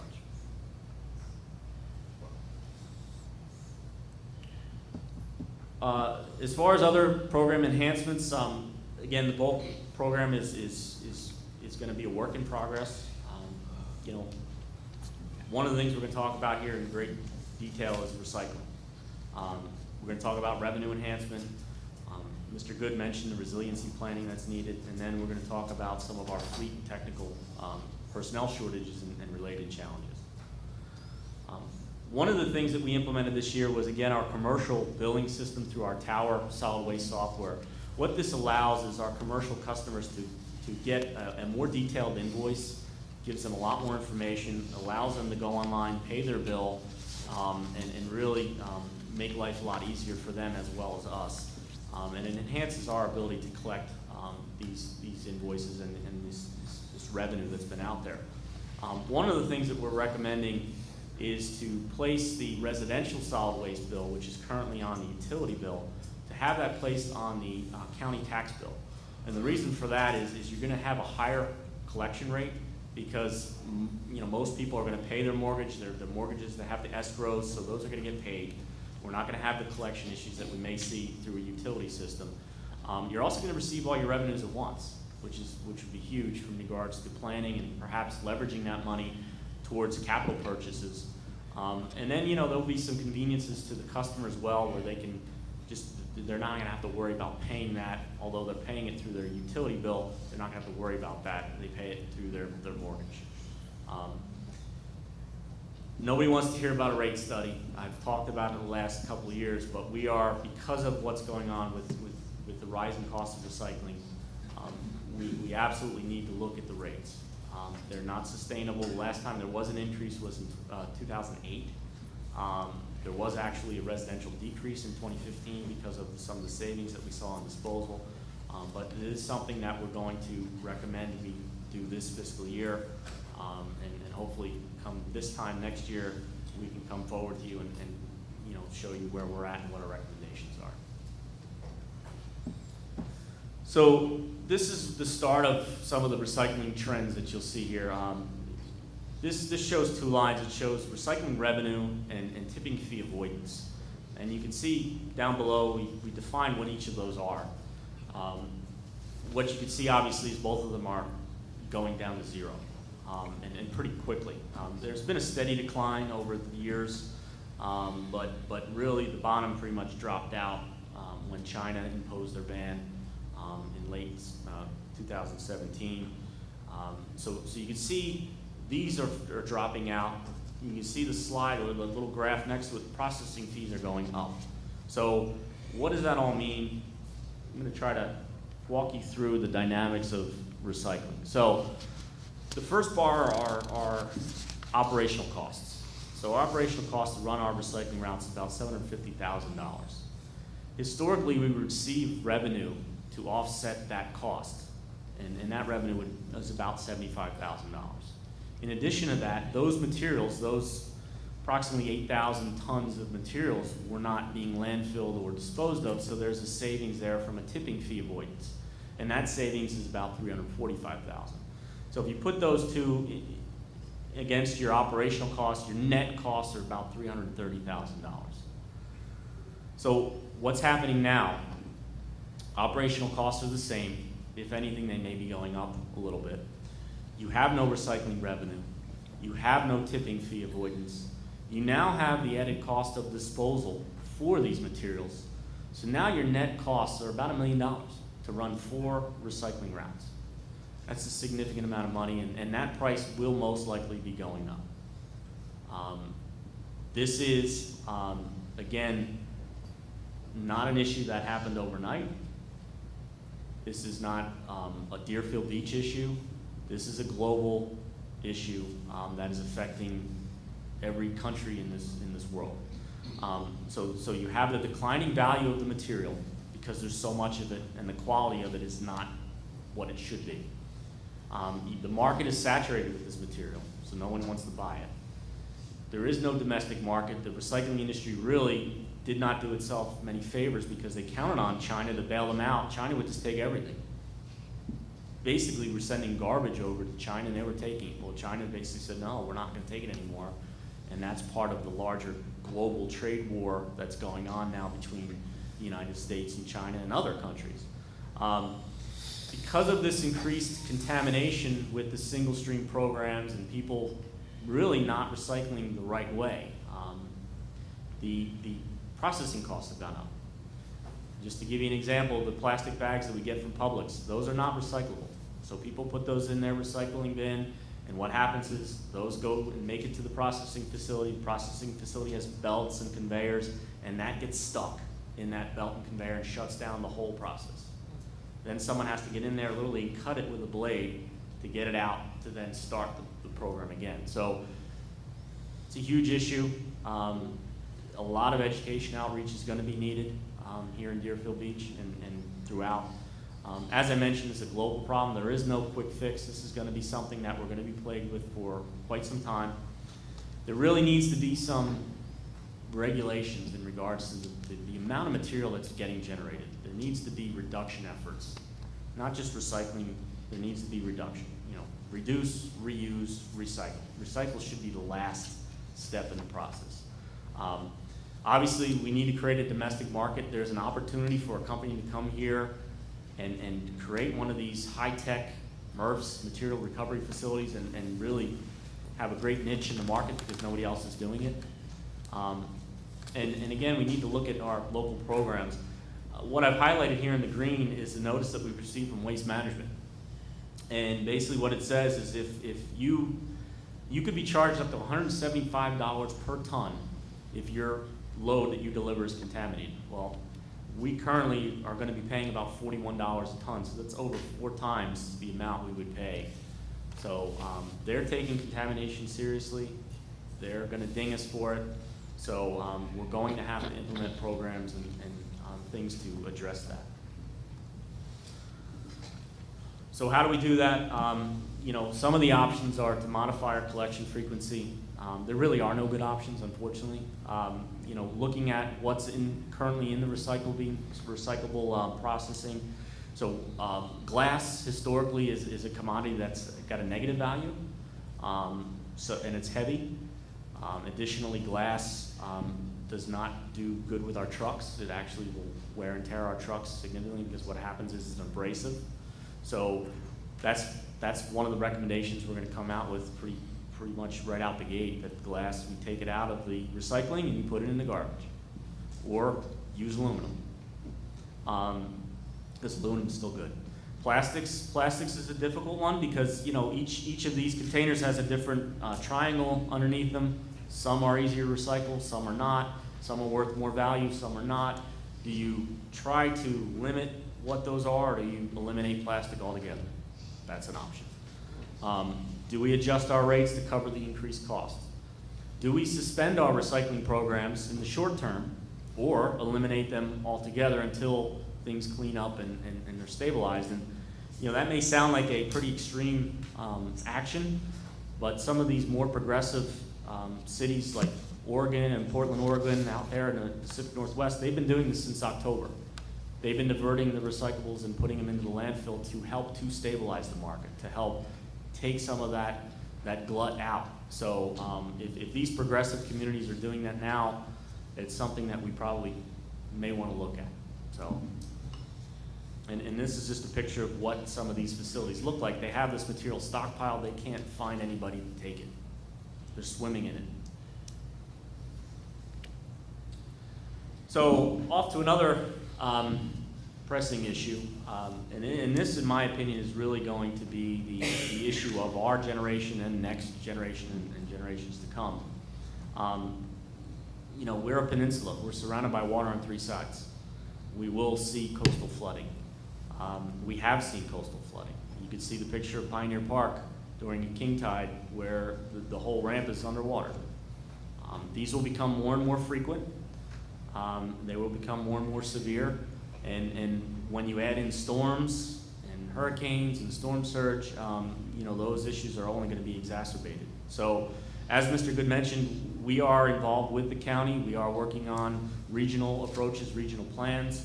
You know, everybody sees the number 2100 and thinks, oh, that's way out in the distance.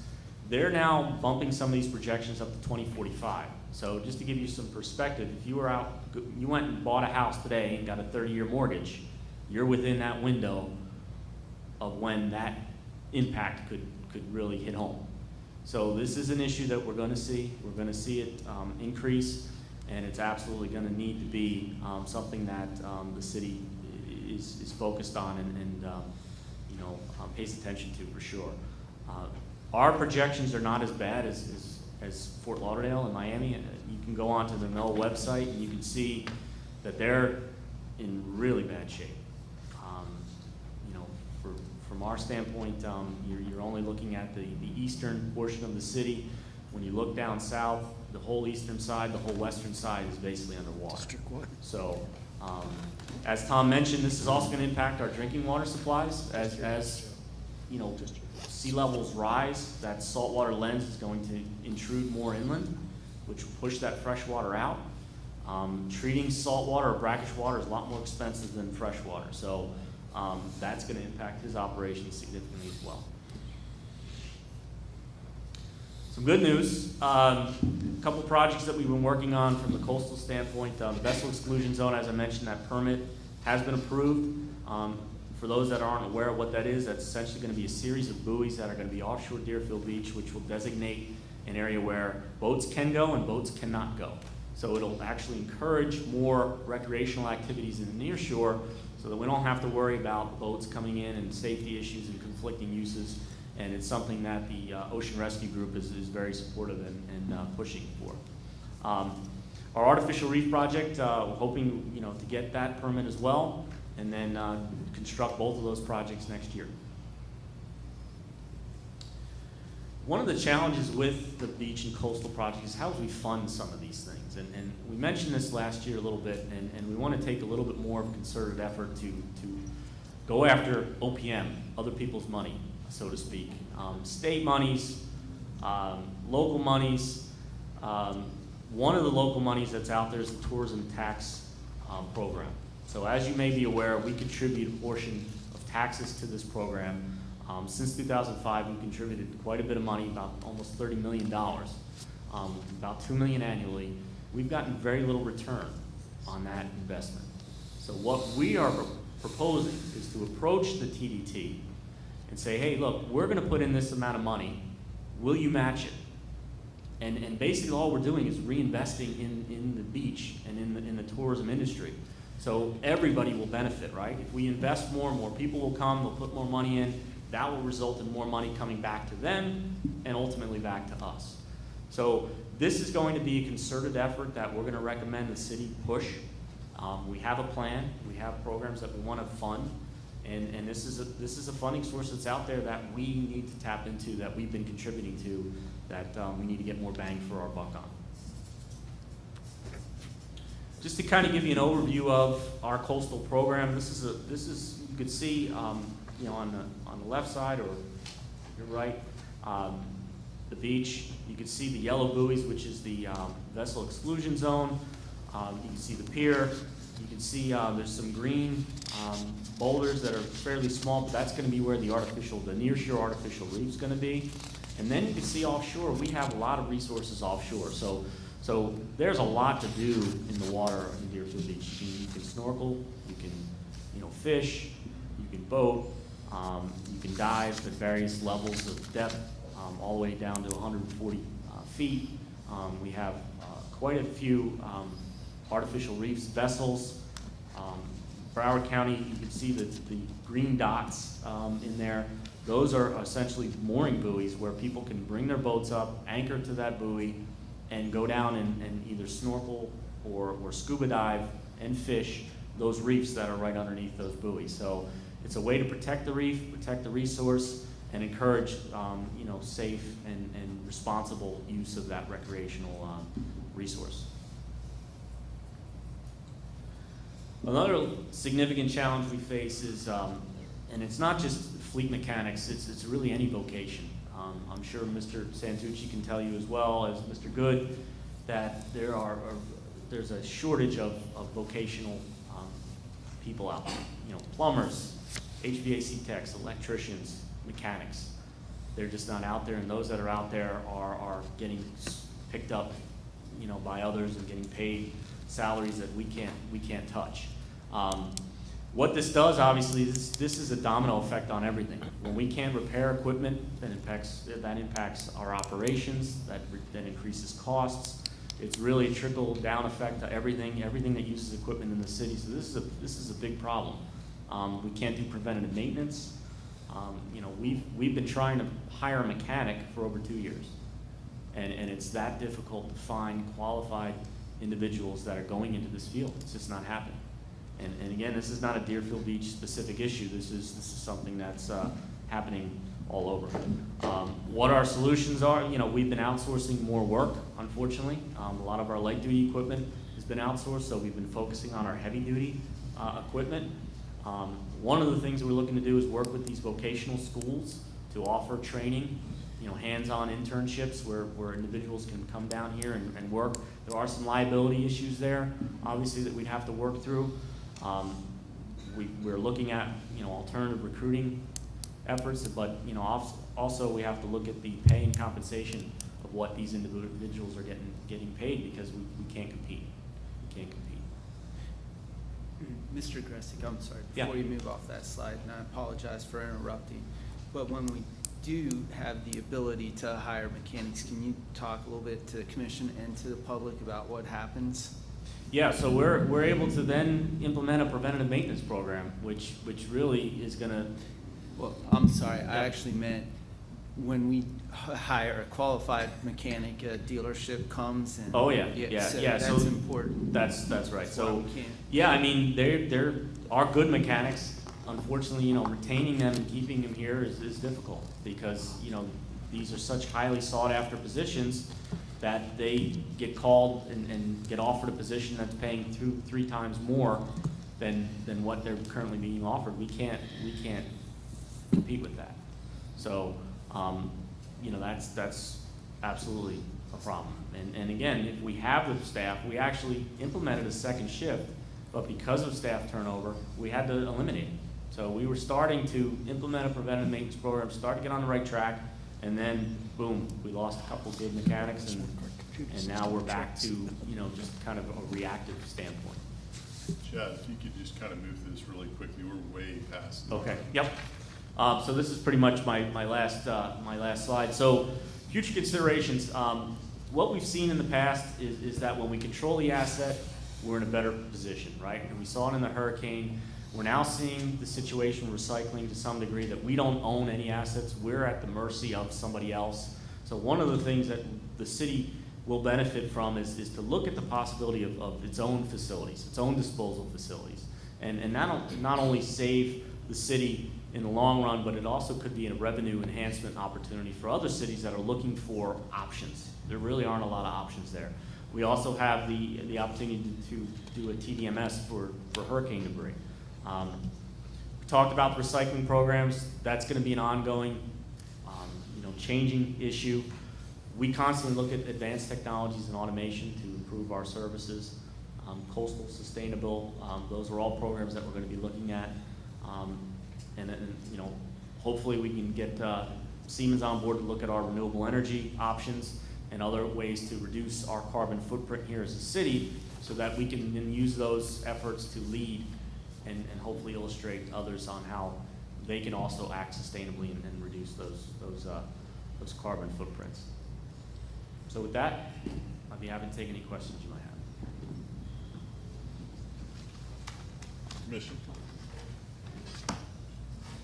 Commissioner Drosky. When will you be asking the commission for recommendation on recycling, as far as what to do with our program? I'll take recommendations right now. We're open. It's if you have an idea, if you have suggestions that you think are going to help us sustain our program, or whatever direction you want to take it, that's going to be a policy decision, obviously. There's not a specific date in mind. We are going to be moving forward with the contract recommendation with Waste Management Monday night. We hope that's a short-term contract. We hope that there will be other options, better options that come up in the near future. But, unless someone invests some money here in this county, it probably won't happen in the short term. So, I would like to, before I commit to any position, do more research on it. If you can either point me in the right direction or provide me with materials from, like you said, cities in the Pacific Northwest, what they're doing, or maybe in the Northeast as well. Absolutely. To combat this problem, I'd love to read that. that we'll do. And I'm happy to meet with you at any time to go through it and ad nauseum, I'm sure. Vice Mayor. Yes. Chad, just need to know, how much is it going to cost us to put that charge on the county bill? I know they're not gonna let us do that for free. I'm not sure. I know there's some costs associated with what, we ought to get some data together. I don't know if the finance director can chime in on it. It's really a new area for me. That's obviously something that, we'll explore. The other one downfall with putting it on a tax bill is if people do pay early, they do get a reduction.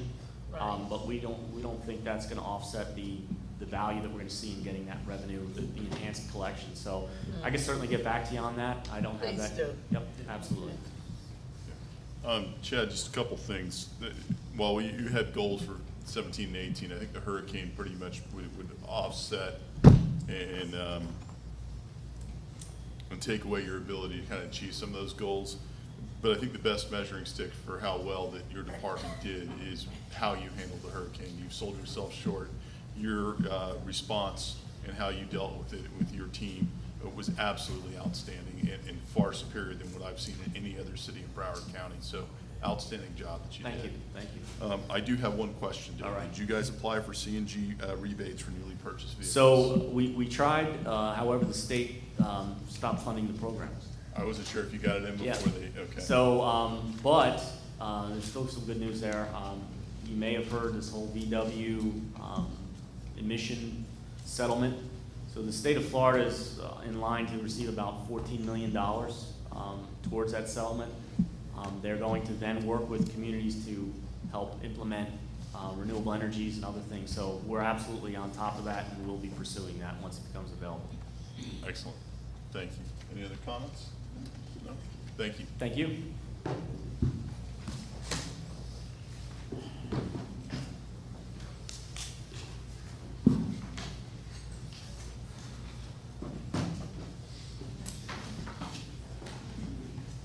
Mayor Gans, excuse me, next we have Ocean Rescue with Chief Mike Brown. He also has Lieutenants Kaplan and DeBello here as well. And he will go very quickly, but substantively. Good evening, Commissioners and Mayor. Thank you for having us tonight. Sitting next to me, I'm very honored to have my lieutenants here with me tonight. To the left of me, Scott Kaplan. He has 31 years in the profession, and Lieutenant Phil DeBello has 30 years in the profession. Both were mentors to me when I started over 21 years ago, so I'm glad to have them as support. I'll do my best to go through this as quickly as possible. Thank you for Areas of responsibility, pretty much what life-saving is. We're going to respond to any emergency and help people in distress. We're going to enforce all the beach, city, and state ordinances. And we work together and collaborate with BSO Fire and law enforcement for any emergencies that occur on the beach. Okay, some of our achievements. We've taken great strides since becoming our own standalone apartment to really rise in our level of professionalism. Part of my goals last year was really to encourage employee development by sending them to trainings and having them advance their education with different certifications. So as you can see, I have 9 full-timers this year. We had 3 guys get their EMT, emergency medical technician certification. Our 3 lifeguard specialists have become emergency medical response instructors, which give us the ability to train in-house. And 3 of our full-time employees were personal watercraft operators, able to handle jet ski rescues and rough surf. So we're really happy about that, along with establishing a 40-hour United States Life-Saving Association Surf Life-Saving Academy, which gives us our ability now as our own certified agency to give these certifications to our lifeguards, both new hires, and we're going to go ongoing with our current employees. This benefits us because some of our prerequisite requirements to be in our profession are based on Red Cross lifeguarding, which is more excuse my language, specific. So this is a gain in our way. Some of our general goals, some of my goals have always been customer service, and I really use this term ambassadors. We're ambassadors to the city. We talked, with Chad talking about promoting tourism and such on our beach. And, a lot of times people come to visit Deerfield Beach, the first person they encounter from the city is our lifeguards. So I've really stressed the importance of customer service, not being on your lifeguard stand whistling, but maybe take the time, get off the tower, educate the public. This helps being more proactive and builds a rapport with the public. Of course, with adding on our certifications and training, we want to be the safest beach in the country, especially, as with the extended areas and, trying to be a nautical marine destination. We're really striving for this, and of course, be elite. Some of our achievements this year, our lifeguards finished top 3 in every event we've sent to this year, and we got regionals and nationals ahead. And our latest tryouts to be on our beach patrol is one of the most competitive around. So that's what our goal is moving forward. Some more specific goals. We've been working with the city attorney's office the last 3 years on updating our beach ordinances. A lot of them are outdated, and it addresses some of the new trend and recreational activities such as kiteboarding, drones, etc. So hopefully we'll have that finished and in place by next year. Gaining that 3rd lifeguard specialist increased our ability to train all of our staff and keep up with all of our certifications. We just purchased our boat for Ocean Rescue. We plan on getting it in the water shortly. And this helps expand our coverage outside of our swimming area. As you see, we have new mooring buoys out there by Broward County on 45-foot reef out there. And this is our able to patrol and respond to all of these things now. And also being in between 2 inlets, we have increased the number of calls that are outside of our guarded swimming area. So this is a great asset to our beach. And as I mentioned, the mooring buoys, working together with them at Vessel Exclusion Zone, this will help us promote more safety in our swimming area. Some of our performance measures, as you can see, beach attendance continues to rise. As of the end of May, we were at 1,957,000 patrons visiting our beach. Our preventative actions, I stress being more proactive and engaging the public. This has helped increase us preventing actions, and as you can see, that continues to grow. As of end of May, we were at 19,700. These are the most important to me in my profession, is being able to respond and help people in distress. As you can see, our water rescues have increased significantly. Ever since Hurricane Irma, our bottom has changed. And since then, it doesn't take much wind to create really bad rip currents. We're at 108 rescues already this year, and that you see our recommendation. Our medical responses continue to grow, along with our, more people on the beach, heat exhaustions, etc. And as you can see, our boat vessel exclusion, our intrusions has decreased. Again, my lifeguards being more proactive, addressing the boats before they come in our area, and these numbers will continue to go down with the, vessel exclusion zone being put in. Budget summary, overall, we're looking at an increase of 12%. I can go in the next slide in more detail.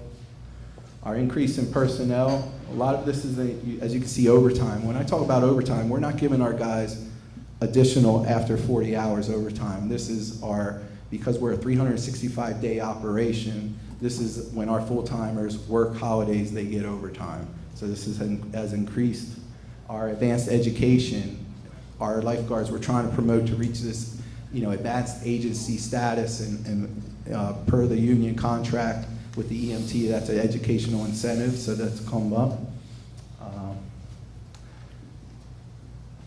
Future considerations.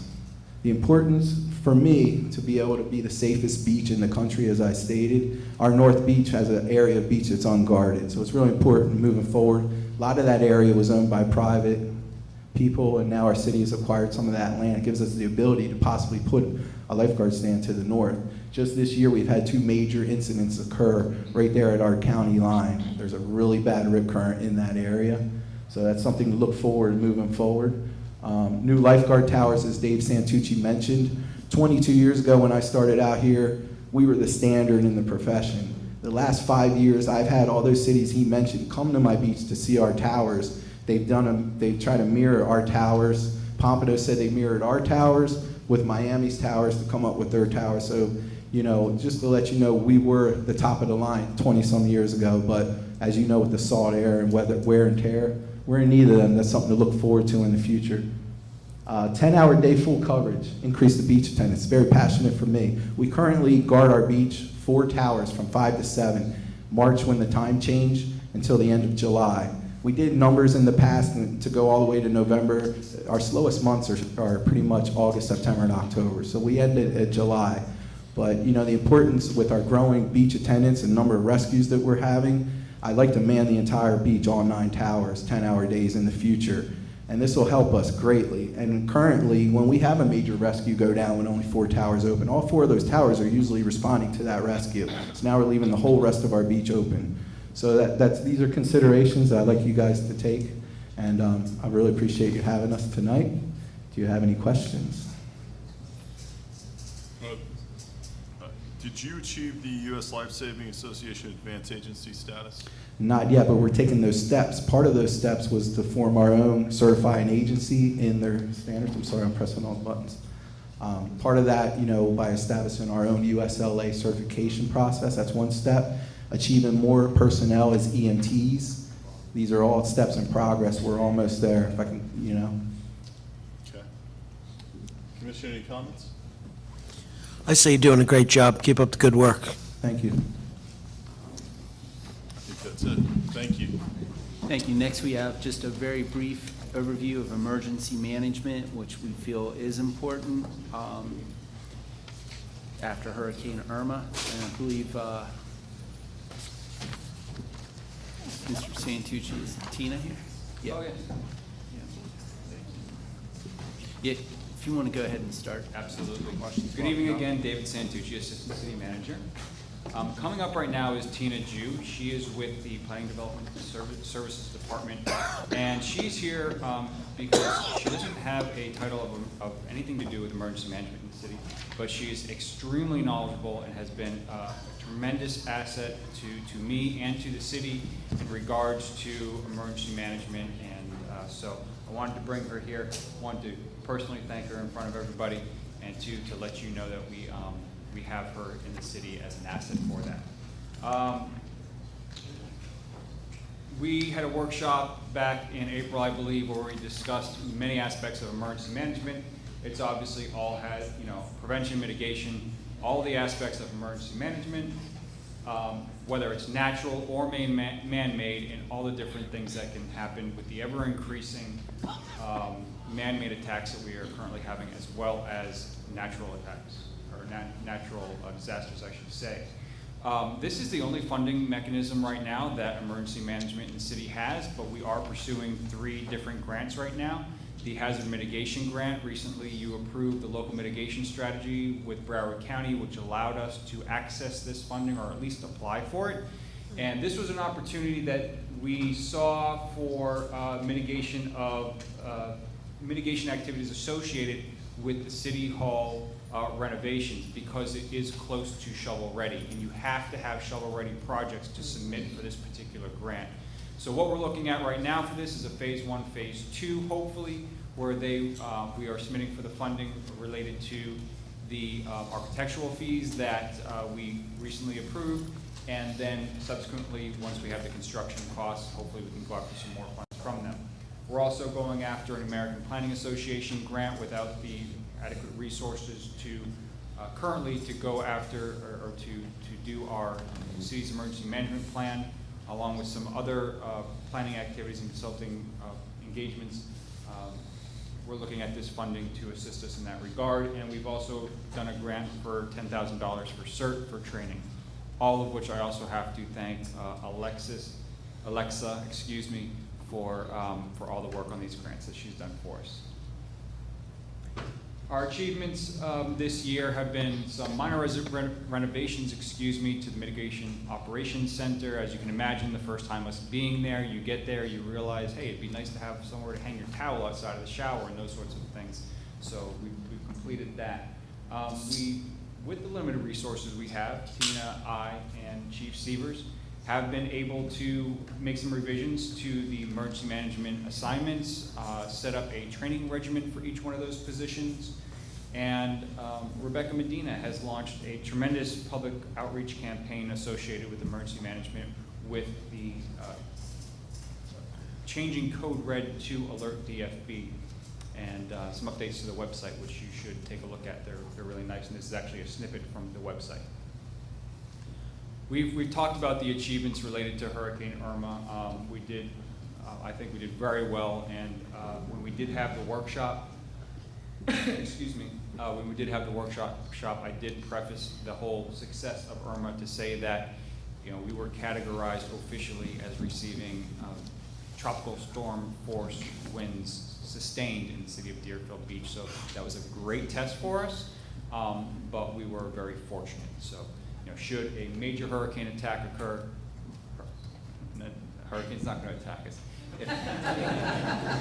If we have a major hurricane, it would be, we'd have a different story on our hands. Future considerations is increasing resource allocations for emergency management from a funding perspective, from a human resource perspective of an emergency management coordinator, as well as additional heavy equipment that Chad has discussed. When we talk about the construction of our critical facilities, we're looking at what are we going to do with those fire stations, 75, of course, being on the beach, so vulnerable right there on the waterfront. Ocean Rescue Headquarters, law enforcement, these are critical facilities that if, that the HGMP grant looks at they like these types of projects for funding. Vulnerability improvements, more towards the not the natural disasters, but the man-made disasters, with single points of entry for our facilities. Security checkpoints, not only for interior facilities, but exterior events and those sorts of things, as well as bollards and barricades for our events as well. And of course, there's always the issue of sea level rise and storm surge inundation.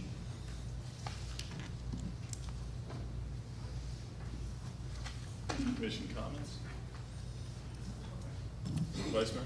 Yes. Dave, where are we in terms of shelters? I know the county was having some problem and we are into hurricane season now. Where are we with shelters? I know there are none in Deerfield, Correct. but are we going to be able to do anything for our citizens, or are still going to have to go to Monarch High? They'll still need to go to Monarch High. They've identified auxiliary, I want to call them auxiliary, but backup shelters that they would use. So they've expanded the amount of shelters that they're going to open. Of course, we will provide the transportation as we always had for those residents who need the transportation to a shelter. And they'll be able to sign up on this alert DFD. Absolutely. Okay, thank you. You're welcome. Thank you. Next up, Chief Severs. And also Deputy Chief, VSO Deputy Fire Chief, almost said Dale Holness, but Greg Holness. Sorry.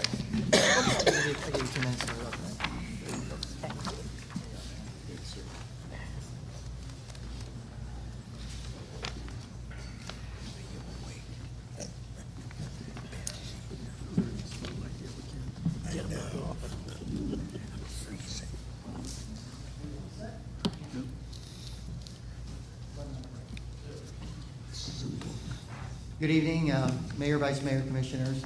I'll try to make this as brief as possible. I know it's getting a little bit late. Already introduced Deputy Chief Greg Holness. He's here with me tonight.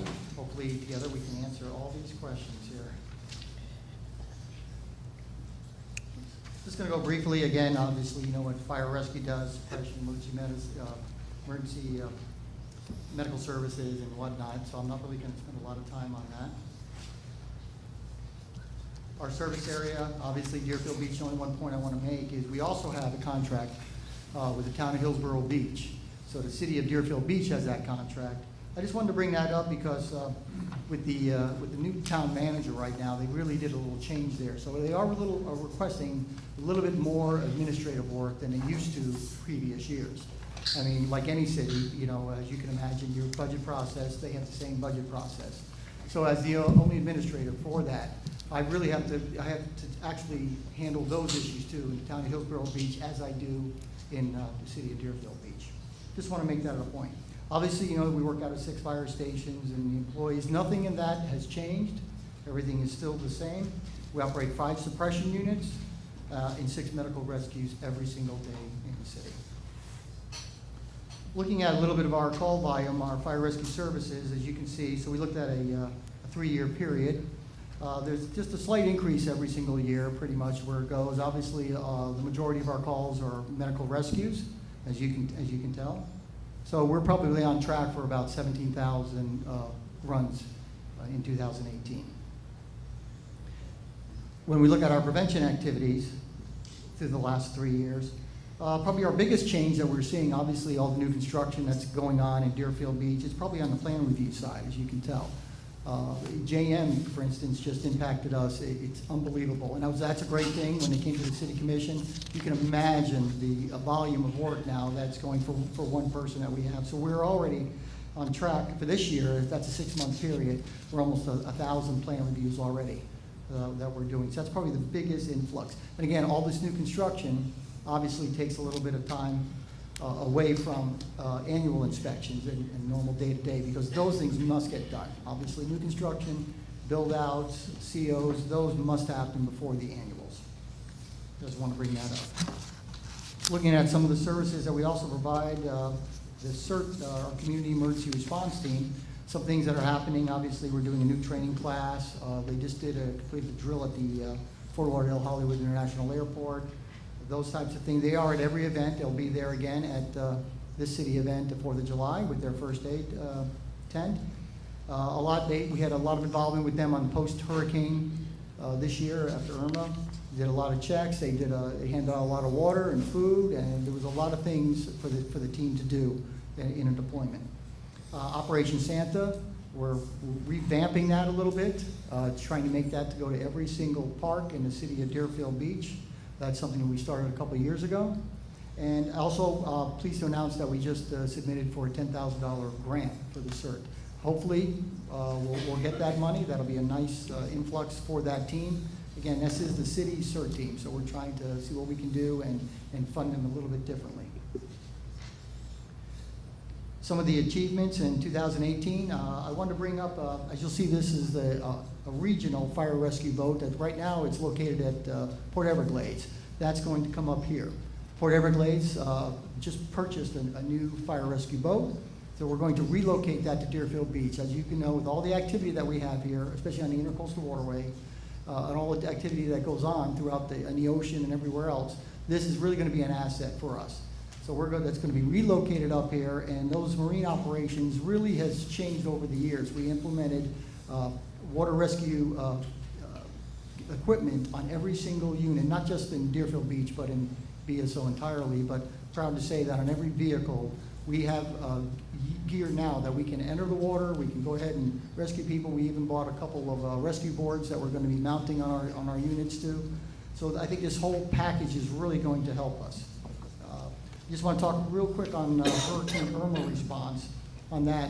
Just real quick, we overstaffed obviously because of the large call volume, and a lot of our call volumes happen obviously after the incident, is when we're really busy.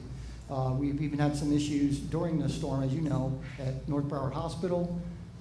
At the height of the storm, but we had to go ahead and maintain. We had to go out there even though it was probably in a winds that we probably shouldn't have been out there. But those things happen. I just want to say that it's probably one of the biggest deployments too that we sent down to the Florida Keys out of this region, out of Region 7, which included Broward County, that I've probably experienced in the last 20 years. Okay, let's get to some of the numbers. These are some of the operating budget, of course, personnel services, capital. As you can see, we've also recommended one suppression unit. Suppression units and engine. It's $875,000. Now I'm going to talk a little bit about the program that we're trying to institute in a few more slides from now. Now again, that wouldn't be shown into my capital, it would be in the city's capital for fleet. And we'll explain that a little bit later when we're talking about leasing, because it's leased. And we're also recommending a one personnel change in Fire Prevention Division, which is actually a downgrade. It's changing a captain position to a fire prevention officer. It's something new that we just created in BSO. It's like the rank of lieutenant, but it's in the Fire Prevention Bureau. So that's a cost savings of $8,185, roughly. When we talk about some of the line items too, we wanted to go ahead and pick out some of the line items that dramatically changed, and I want to explain why. We're looking at equipment leases. Obviously, it went from 2,600 to 70,000. That is a big increase. But let me explain why. What we're talking about, instead of purchasing, we have 13 cardiac monitors right now that cost about $40,000 a piece to replace. And then they have an end life also. Instead of doing that, we're looking at leasing those. It just makes better business sense. This way we have the newest technology when we need it, and it's also replaced, and also the maintenance is included in that. So where you see that increase of $70,000, you'll see the maintenance line item right below that is decreased by $30,000. So that $30,000 will go away because that was the maintenance for those cardiac monitors. So that explains that. So that was a decrease in 83% in that line item. Uniforms, you see a little bit of an increase there of 5.5%. And again, that was after the shootings at the high school and all. We ended up putting ballistic vests on every single position in fire rescue throughout the Broward Sheriff's Office. So that was a real need, and that's, again, just to maintain those vests and make sure every person has one. I think the OPEB, you going to talk about that, Chief? Talk about those line items? Hi. The OPEB costs shows here a 35% increase, but I just wanted to point out it's actually made up of two components in the budget. One is this is the OPEB reserve, and the other one is OPEB pay-as-you-go. They're broken out because of the retirees when they retire during that fiscal year, and also based on gas we need to account for reserves. So the OPEB line, as the pay-as-you-go line, actually decreased, and this line increased. So the overall on the OPEB, which is, like I said, a combination of both, actually only increased about 7.4%. It's just showing on this line, it shows more going into reserves. It's anticipated in 2020, 2022, that we're gonna have a surge in retirements. Thank you. Let me continue on. We want to show too, this is also a comparison of fire rescue operations in similar municipalities, size, population, geographic, and activities. This is also the same chart we showed last year, as you remember. Just kind of want to make that point out there. Also, I want to talk about what BSO also offers too with our regional services. Those specialty teams, logistics, fleet replacement. When we don't have a vehicle, for instance, we have to get it from somewhere. So some of those are added values also that we probably don't really show when we talk numbers. You know, next that added value of you don't have to have, remember, we don't interact with your HR department. We have our own payroll, insurance, workers' comp, fleet. All those services that the city typically would provide for a municipal fire department are now provided by the Broward Sheriff's Office. Those are some of those numbers that you really don't see a lot of times. We took those same cities and we looked at cost per resident. If you want to look at those same exact cities, what it costs per resident, we're pleased to say that Deerfield Beach is the third lowest cost per resident of those, again, like cities. And we move on and we look at cost per call. Again, we're the second lowest cost per call of those like cities. It's pretty self-explanatory. And I want to kind of really talk about, again, this is the suppression and rescue units, and I want to talk about a replacement schedule. You know, we always come to the commission and we ask when these things need to be replaced, but I kind of wanted to put it on paper and wanted to talk about an idea that we're putting. We're looking at replacing suppression units, and what a suppression unit is: a fire engine, or it could be a platform or a ladder, anything that flows water. Those suppression units, we're recommending that they be replaced every 10 years, a 10-year life cycle. As you can see, indicated in the red, we're the ones that would already have been replaced. So out of 6, we would have already had 2 that we're delinquent in. Remember, you have to remember that it also takes about a year to build these suppression units from the time that you order it. We're looking at leasing it. The city's looking at actually leasing this over a 7-year period. Currently, we lease the ones we've recently have gotten the last couple of years over a 5-year period. So we could amortize that over a 7-year period. And there's also an option that the city would actually purchase them outright, and there's like a 10% savings on those vehicles, and then go ahead and finance it, lease it for 7 years, and then you would have a trade-in value, much better. Instead of keeping these units for 20 years where they're actually worth nothing or not even serviceable, you're getting almost absolutely nothing for them at the end of their serviceable life. So that's what we're trying to look at. Again, it would be 10 years on a suppression unit, and it gets more dramatic when you look at the rescue units. Remember, we have 6 of those running around every day. So we have 10 medical rescue units in the city of Deerfield. Out of those, 7 should have been replaced already at this schedule. We're looking at keeping a medical rescue for 9 years. Remember, those are the things that they really need to start, and they need to run, and they need to work when you need them. So we really, want you to consider, buying into and looking at the value of this and turning over these vehicles when needed, and keeping on some sort of schedule.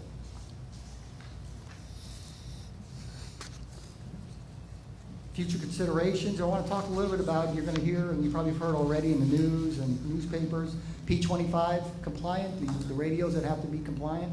Really what that is it really affects every single city in Broward County that is under Broward County Dispatch. City of Deerfield is unlike everyone else.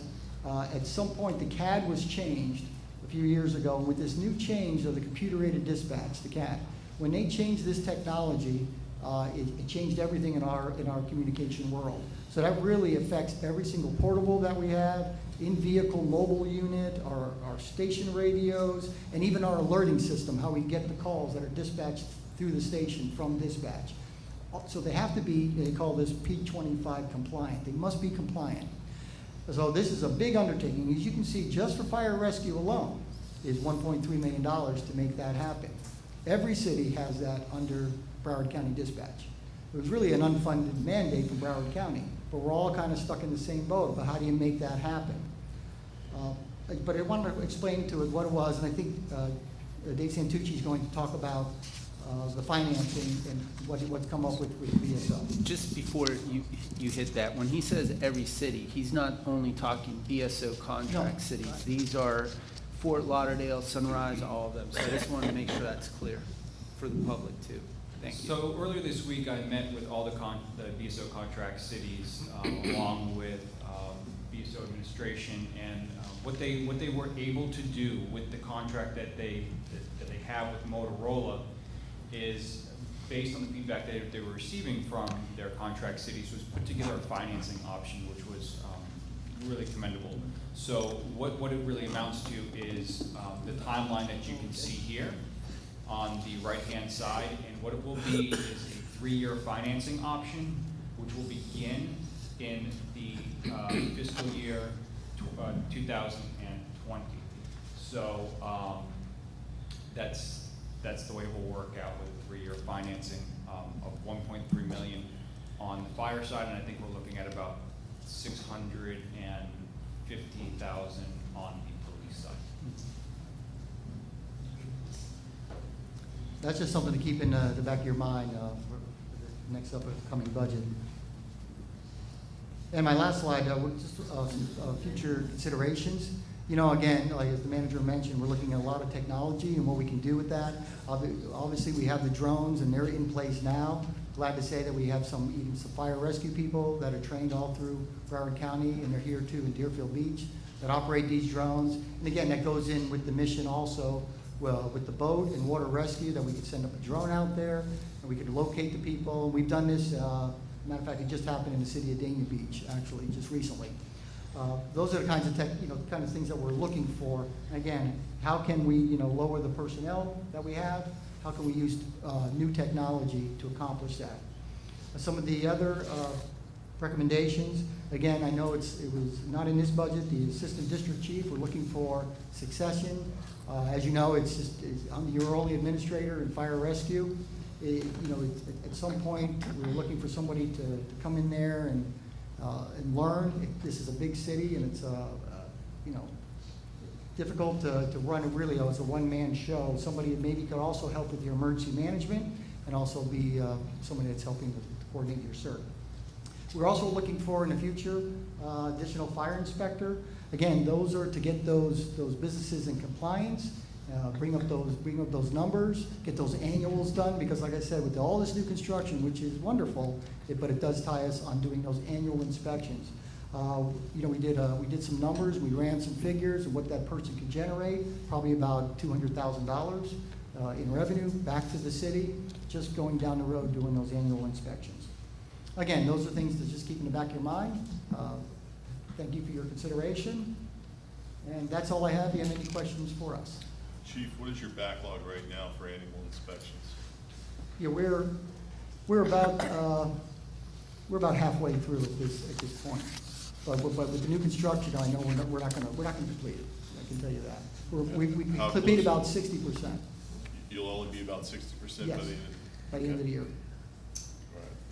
Right. I'd like to see the stats of what we've been over historically the last 5 years regarding that, if we could. Not tonight, obviously. Okay. Yeah, I have the 3 years are in your package right now. But yeah, Okay.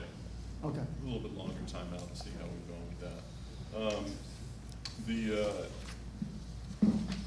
The increase in your equipment lease and the policy to go with the units, leasing it as opposed to buying it. Yes. Is that a BSO, is that something BSO's taken on itself, or is that a position that the city of Deerfield Beach actually would have some say in? Well, you want to talk about this? It could go either way. Well, I think you want to talk about this. Mayor, you're talking specifically about the equipment lease, or the vehicle lease? No, not the vehicles, the equipment lease you're talking about. Yes. Yeah, actually, when we started looking at, right now we have a mix, I'm gonna use trade names, and I'm sorry, LifePak 12 and LifePak 15. LifePak 12's been out there for over 15 years. LifePak 15s have been out there for over 9 years. Currently, there are, if I remember correctly, you have eight LifePak 12s though. 8 LifePak 12s that are end of life. There are no repairs that can be made to them. Anything goes wrong. I'm going to pause you just for the sake. Is this a decision that's been made by BSO to take that policy, or is that a decision that the city of Deerfield Beach can say, you know what, we'd rather not lease it, we'd rather do something different? Is that something we have a say in, or is that what a BSO policy is and it applies to all contract cities? That's our philosophy with the lease, if you want to do something different. So we have the flexibility of making that decision? Absolutely. Okay, just check.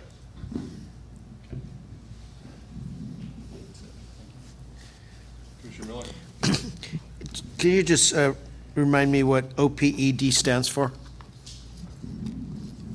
Other post-employment benefits, OPEB. Okay.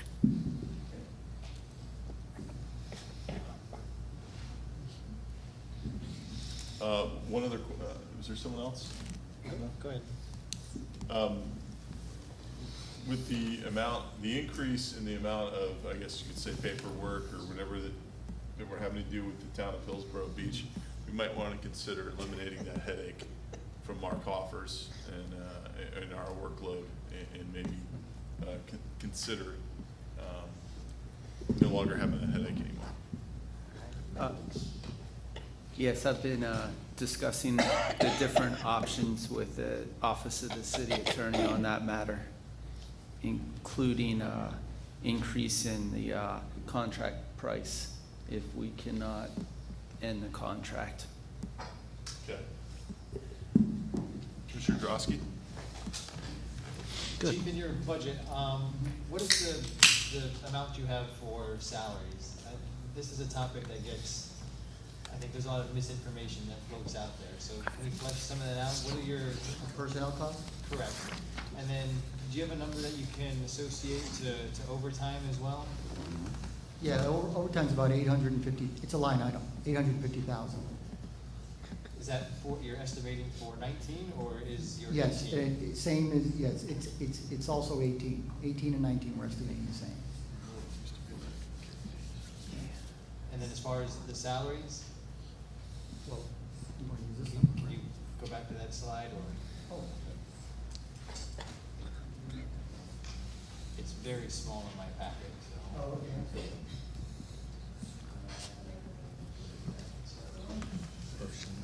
You see it there? 24, you mean the estimated now? The FY 19 you're looking for? Correct. Yes. 24,779, that's the personnel services. And is the 850,000 overtime factored into that? Yes, it is. Do you know, I mean, there's, again, there's a lot of information out there. Do you know what the average salary of a firefighter is? Can you put a number on that? I think there's information that's floating out there that's incorrect, and if you could.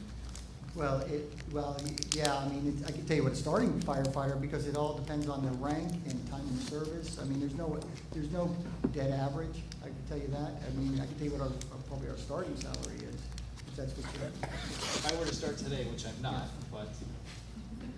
You know what that is?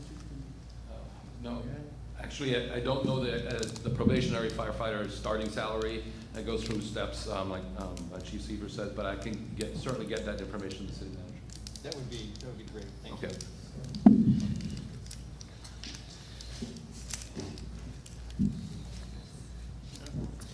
Any other questions? They start at 35 grand and become millionaires.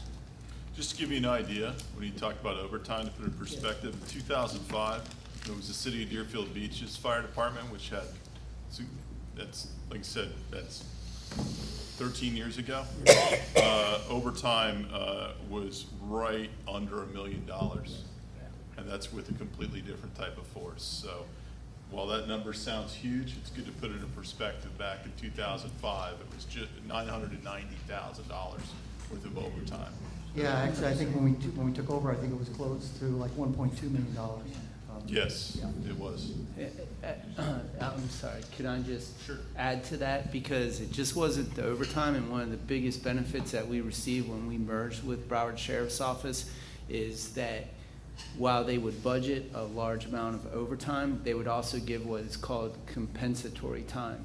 So if you started, let's say, and I believe before we merged, it was about $45,000 to $50,000 beginning for our firefighter paramedic positions, somewhere in that neighborhood. I'm sure that number's probably ticked up with BSO, with their average with their starting salary, but not much.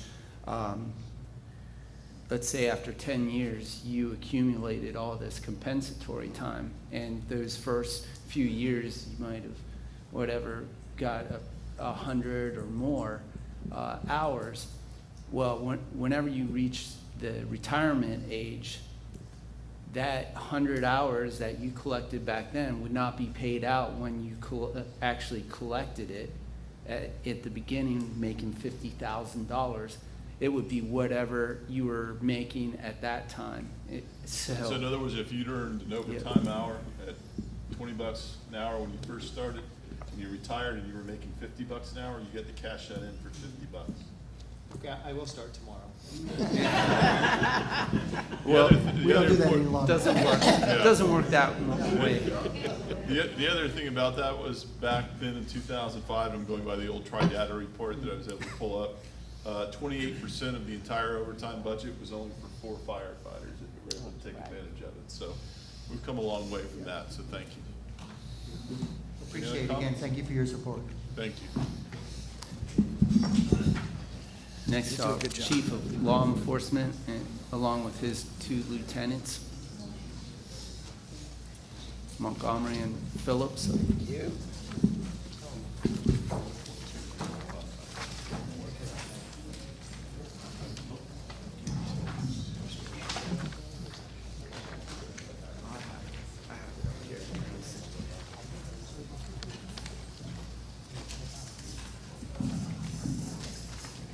I don't think it's fair that we get to debate budget with guys with guns. I promise I'll be quick and there'll be no pictures of me in my presentation.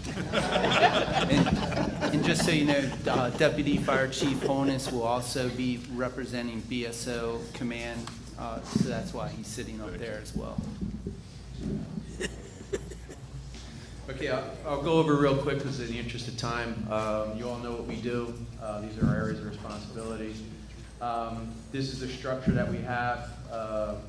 There's 1 captain, 3 lieutenants, a bunch of sergeants, and 108 deputies, 9 SRDs for fiscal year 19, which we'll talk about, 6 community service, 4 support personnel, and 7 parking specialists.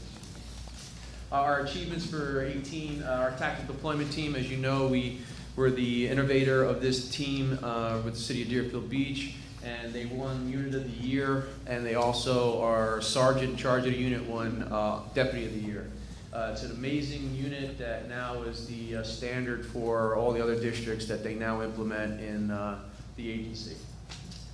They had over 714 arrests, 518 citations, and the key to this is it's just not an enforcement unit, it's also a public relations unit.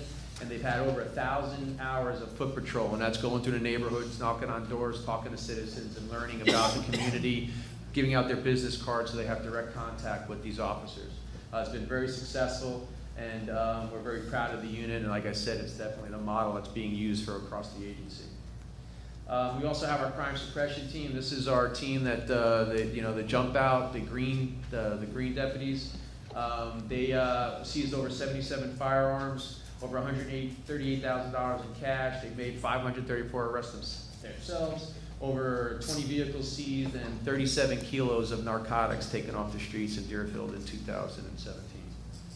If you look at our crime stats, I know it's small, but I'd like to show you that overall in 2017, our crime was up 8.7%. But if you look at since 2013, I've always told you in the city of Deerfield Beach, crime is cyclical. It goes up, it goes down. It's the same over and over. Since 2013, we're at 0.3% increase, which means it's pretty much stayed the same since 2013. We've had good years and we've had bad years. 2015 was the greatest year we ever had in crime suppression in the city of Deerfield Beach's history as far as statistics go. So if you look over the last 5 years, we've been pretty much stagnant.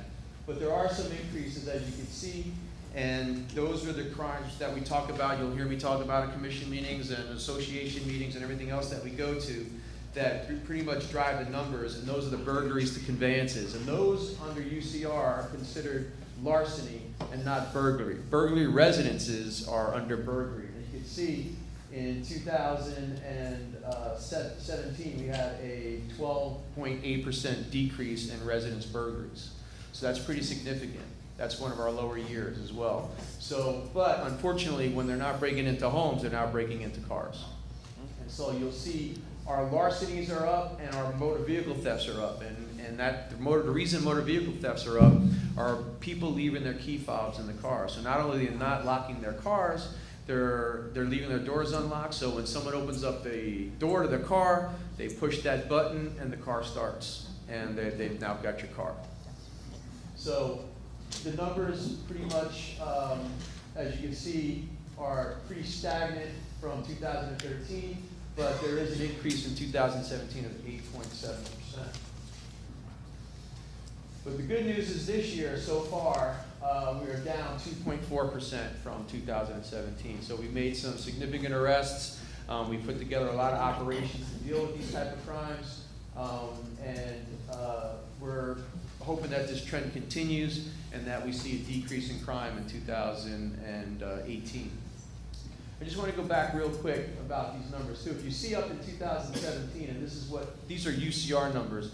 UCR numbers are different than Florida state statute crimes that we investigate. You'll see it shows in 2017 we had 3 homicides. That's not accurate. We only had 2. They classified a suspicious death as a homicide, and that has been reclassified, but UCR is not showing it. It's showing our clearance rate in homicides is 50%. That's not true. It's 100%. But one of the homicides was cleared in 2018, so it doesn't show in 2017 numbers. So our homicides are all clear in Deerfield Beach, including the one we had just recently. If you look at the budget summary, we're looking at fiscal year 19, $22,426,091, which is a 4.3% change. Now, you know the governor's mandate of an SRD in every school. We're anticipating, we have 9 schools that need to be covered. We currently have 5 SRDs, so we're looking at an additional 4 SRDs.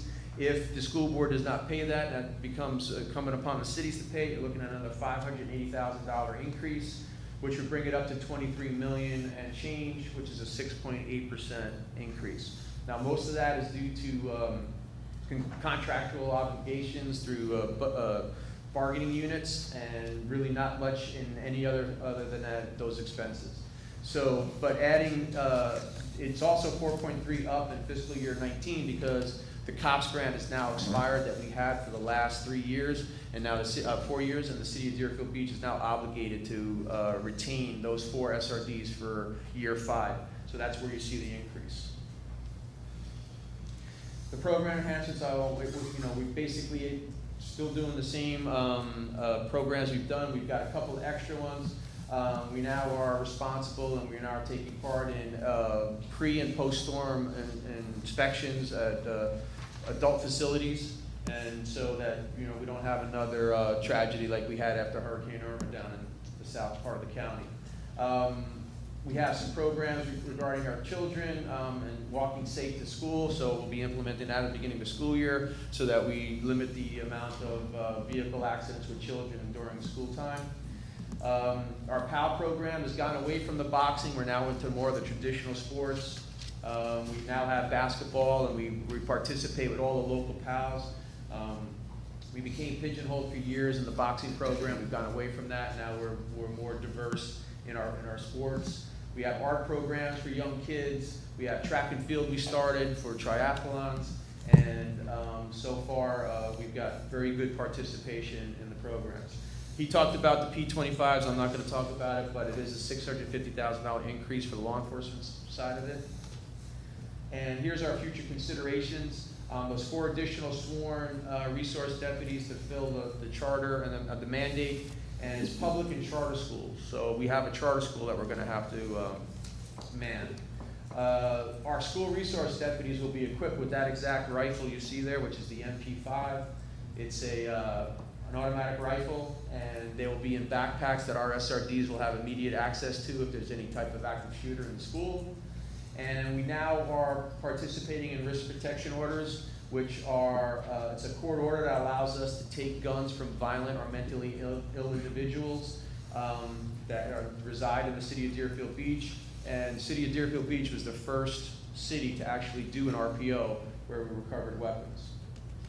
And then we're looking at our license plate readers project, which we discussed along the way.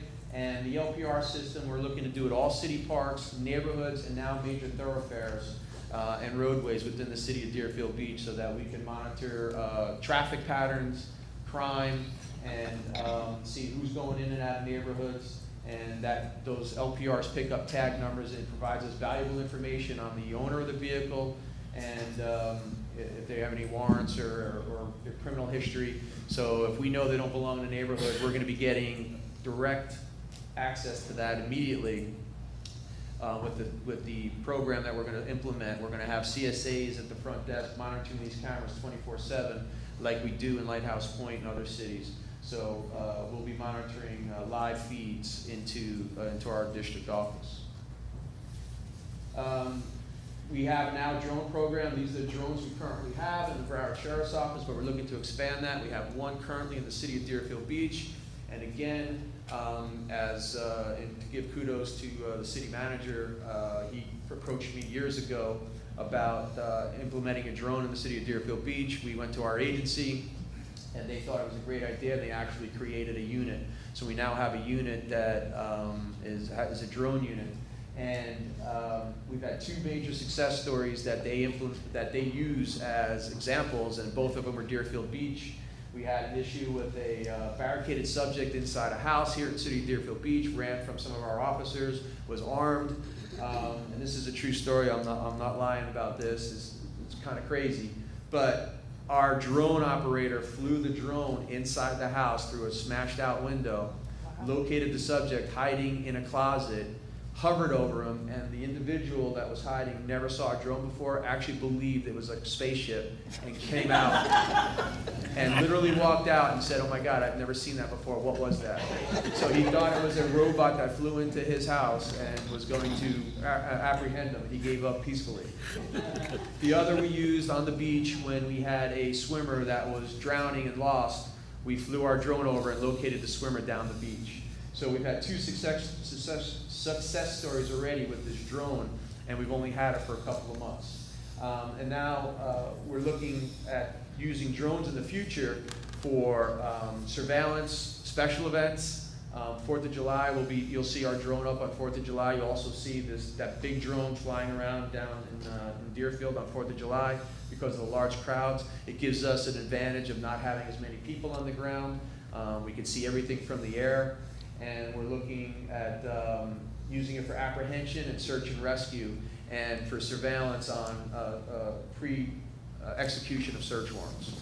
There are still some rules of engagement that we can't use it for, and believe it or not, if the president's in town, if he's at Mar-a-Lago, we cannot fly a drone. We can't fly because we're in that protected airspace. We're also looking for a new Category 5 public safety building. As Dave said earlier, that the building is old, but it's actually like over 75 years old. It was built in the 50s. It was actually the original courthouse. It's way older than 45. And with all the regulations now and prisoners, we need a better surveillance system, better security cells. And with narcotics testing, with the dangers of officers testing narcotics, we need a better venting system. We actually have to go outside now to test our narcotics so that our deputies don't inhale it and doesn't stay into the room. So now new buildings, new police departments have a venting system that you actually test the narcotics under, and the vent sucks the fumes out and dissipates it into the air. And we would like to have our own emergency operations center. And recently, during Hurricane Irma, we had an issue with housing our deputies. So we're looking for a bunk area, just like the fire department has in their building, to have in our building, so that we have sleeping quarters for our officers who slept in any place we could find that was still standing and had electricity during Hurricane Irma. So if you have any questions, I'll gladly answer them. Questions? Commissioner Miller? In reference to the drones, people have private drones. There's going to be regulations about they could run into each other, some sharing airspace or... Yeah, they just actually passed some laws on drones and being used for public viewing. There's a lot of issues that we encounter with the drones flying over people and looking in people's windows. So there are regulations coming out that will prohibit personal drone use. Okay, yeah. Law Enforcement Trust Fund, how much of that are we gonna be using going towards, because we have future considerations, that's not included in your budget for 2019, right? You have suggestions here, but that's not included in the budget, right? The LETF funds? Well, no, I'm sorry, before I get to that, the future recommendations you have for 2019 aren't included in your budget, right? They're just things for us to consider, Right, to be things to above and consider. beyond what Absolutely. we have. Absolutely. So when it comes to the license plate readers, Yes. how much of those funds are we gonna be using through the LTF fund? Well, we're using LATF funds to get the program started, and, you know, we have limited funds right now, so we have to go in small steps, but most of it will be purchased through LATF. Okay, and the special type of weaponry you wanted for the school resource officers, is that being mandated? So that would have to be included? No, that's being paid for through a grant through the agency. It's not gonna be the cost not to the cities. Okay, so when it says it's a future consideration, that's just, We're just letting you know that our. that's coming? Yeah, that's coming. Okay, great, thank you. Commission? I don't have a question, but I do want to say thank you. Last week on my way to the doctor's, I saw a little kid on the street, a toddler, and I called, and the officers were there within 5 minutes. So I do want to thank you for that. Well, we appreciate you calling because you probably saved that child's life. So I did. And we made an arrest on that for neglect, Oh, good. so shortly thereafter. Mayor, may I ask? Yes. I seem to recall we were entertaining the idea of having a second tactical deployment team in our city. Are we, or do we have that, or? Sir, I would defer to the city manager. Yeah, of course you will. Because I would love it. Yeah. Just have your guns ready. Now, for fiscal year 19, we'll be unable to deploy a second TDT. Unfortunately, we did not receive any funding from the COPS program, and I think the future funding for COPS program will be very focused on school safety, things of that nature. But that will be certainly something that we'll be bringing up into the future. As I said on Monday night, our goal is to kind of start moving away from traditional law enforcement operations into more like tactical deployment and the community-oriented like the team, yeah. education and technology. And while I have the floor, just to clarify, we did go back because we wanted to give you exact numbers. So this isn't related to law enforcement, but to fire rescue. So in fiscal year 10, city paid approximately, when it was in-house, $1.378 million. In fiscal year 11, $1.407 million. In overtime? In overtime only. Thank you.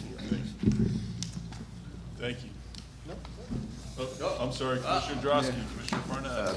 Commissioner, you promised you wouldn't ask questions. I'm not going to, I just want to say thank you for your service. Appreciate it, thank you. Same question as I had for Chief Severs. How much of the 22.4 million have you allocated for overtime? We have, I believe it's $580,000. Let me get the exact number for you. $535,000. Thank you. Okay. Thank you.